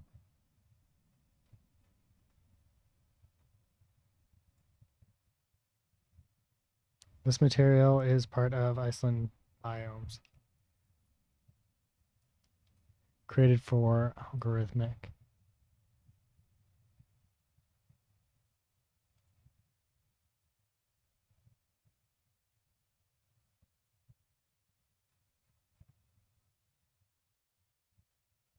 His shit is beautiful. It pops so well. Holy shit, eh?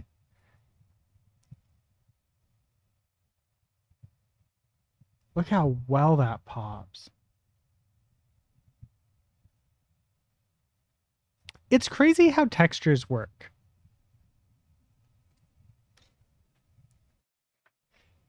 It's like you can do some crazy ass shit with textures.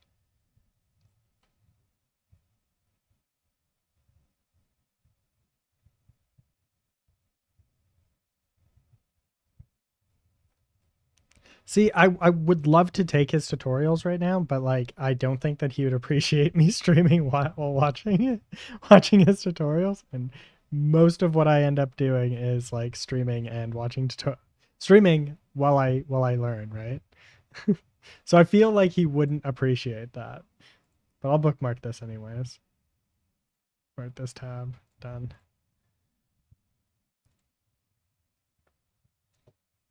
So something tells me he would not be down for that.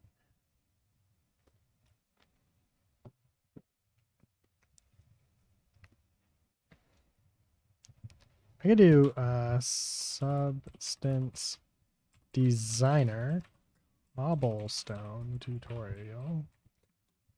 Like there's a bunch of these cobblestone tutorials and like this one's too easy. Or this one's not really what I'm looking for. This one's more what I'm looking for and actually probably has exactly what I want. I probably just should have started with that. This one's also like what I want. Medieval stone wall. Oh, that's a stone wall, yeah.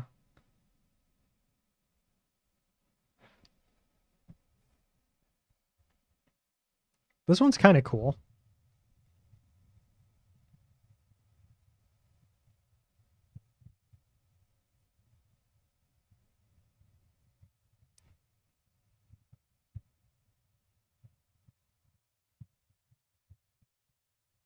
Stream and then practice during stream. Still would be easier for you. Yeah, I could. I absolutely could. And that's probably what I'll end up doing, but I've got to find time to do it is the thing, right? And my schedule being as busy as it's been, I'd have to do it like in bed, right before I go to sleep and stuff like that. So I still might do it, right? Because like I could just, do it on my laptop and then just send the files to myself.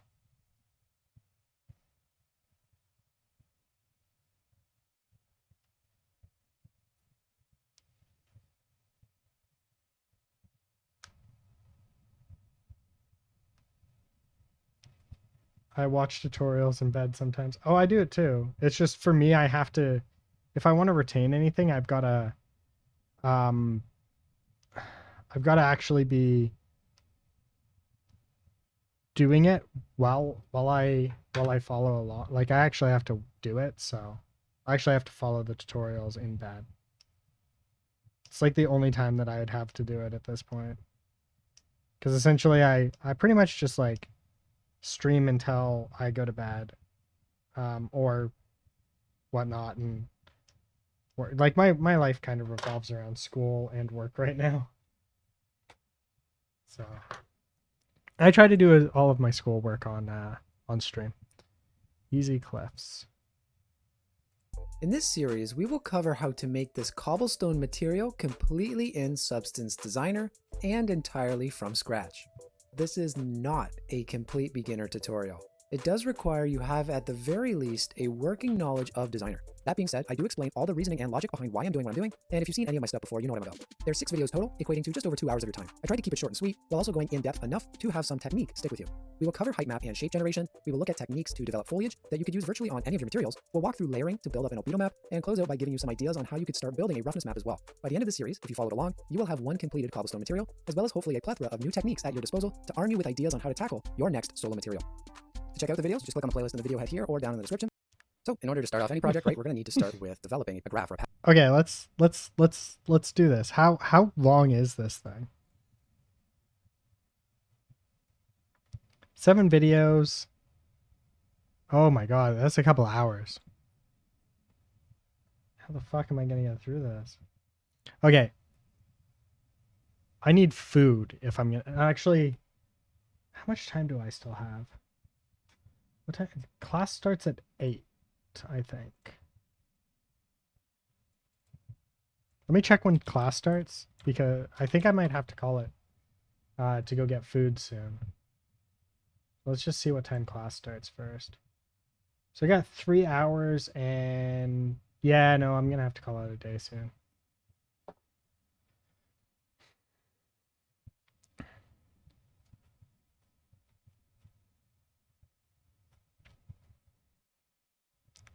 Okay, I am going to bookmark this.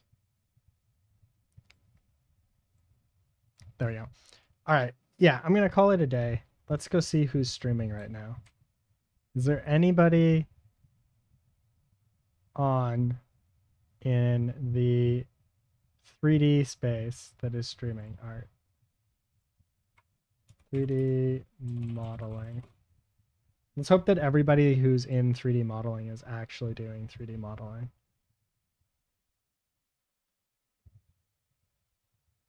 Oh, wow. 80 people. That's a lot of people.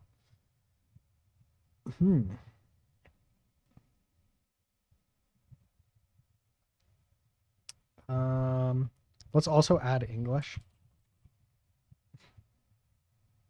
There we go. So I can actually understand people. Making more of the 3D arts. Random world generator 2 hour. Wait, what?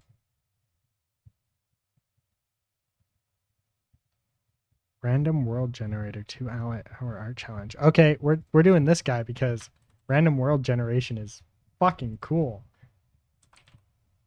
Raid. Oh, thank you for helping out and everything, man. It was amazing having you here. I guess it gets easier when you're more experienced. For me, it's enough to get an idea of what someone's doing, and then it can replicate stuff pretty well. Yeah, well, I will get there. I think it's just a matter of like needing a little bit more experience. So anyways, let's go check out this guy who's doing his world generator, and we'll see you guys tomorrow. All right, thank you to everybody who joined. Thank you again, Ice, for all the help, And again, see you guys tomorrow. All right, bye.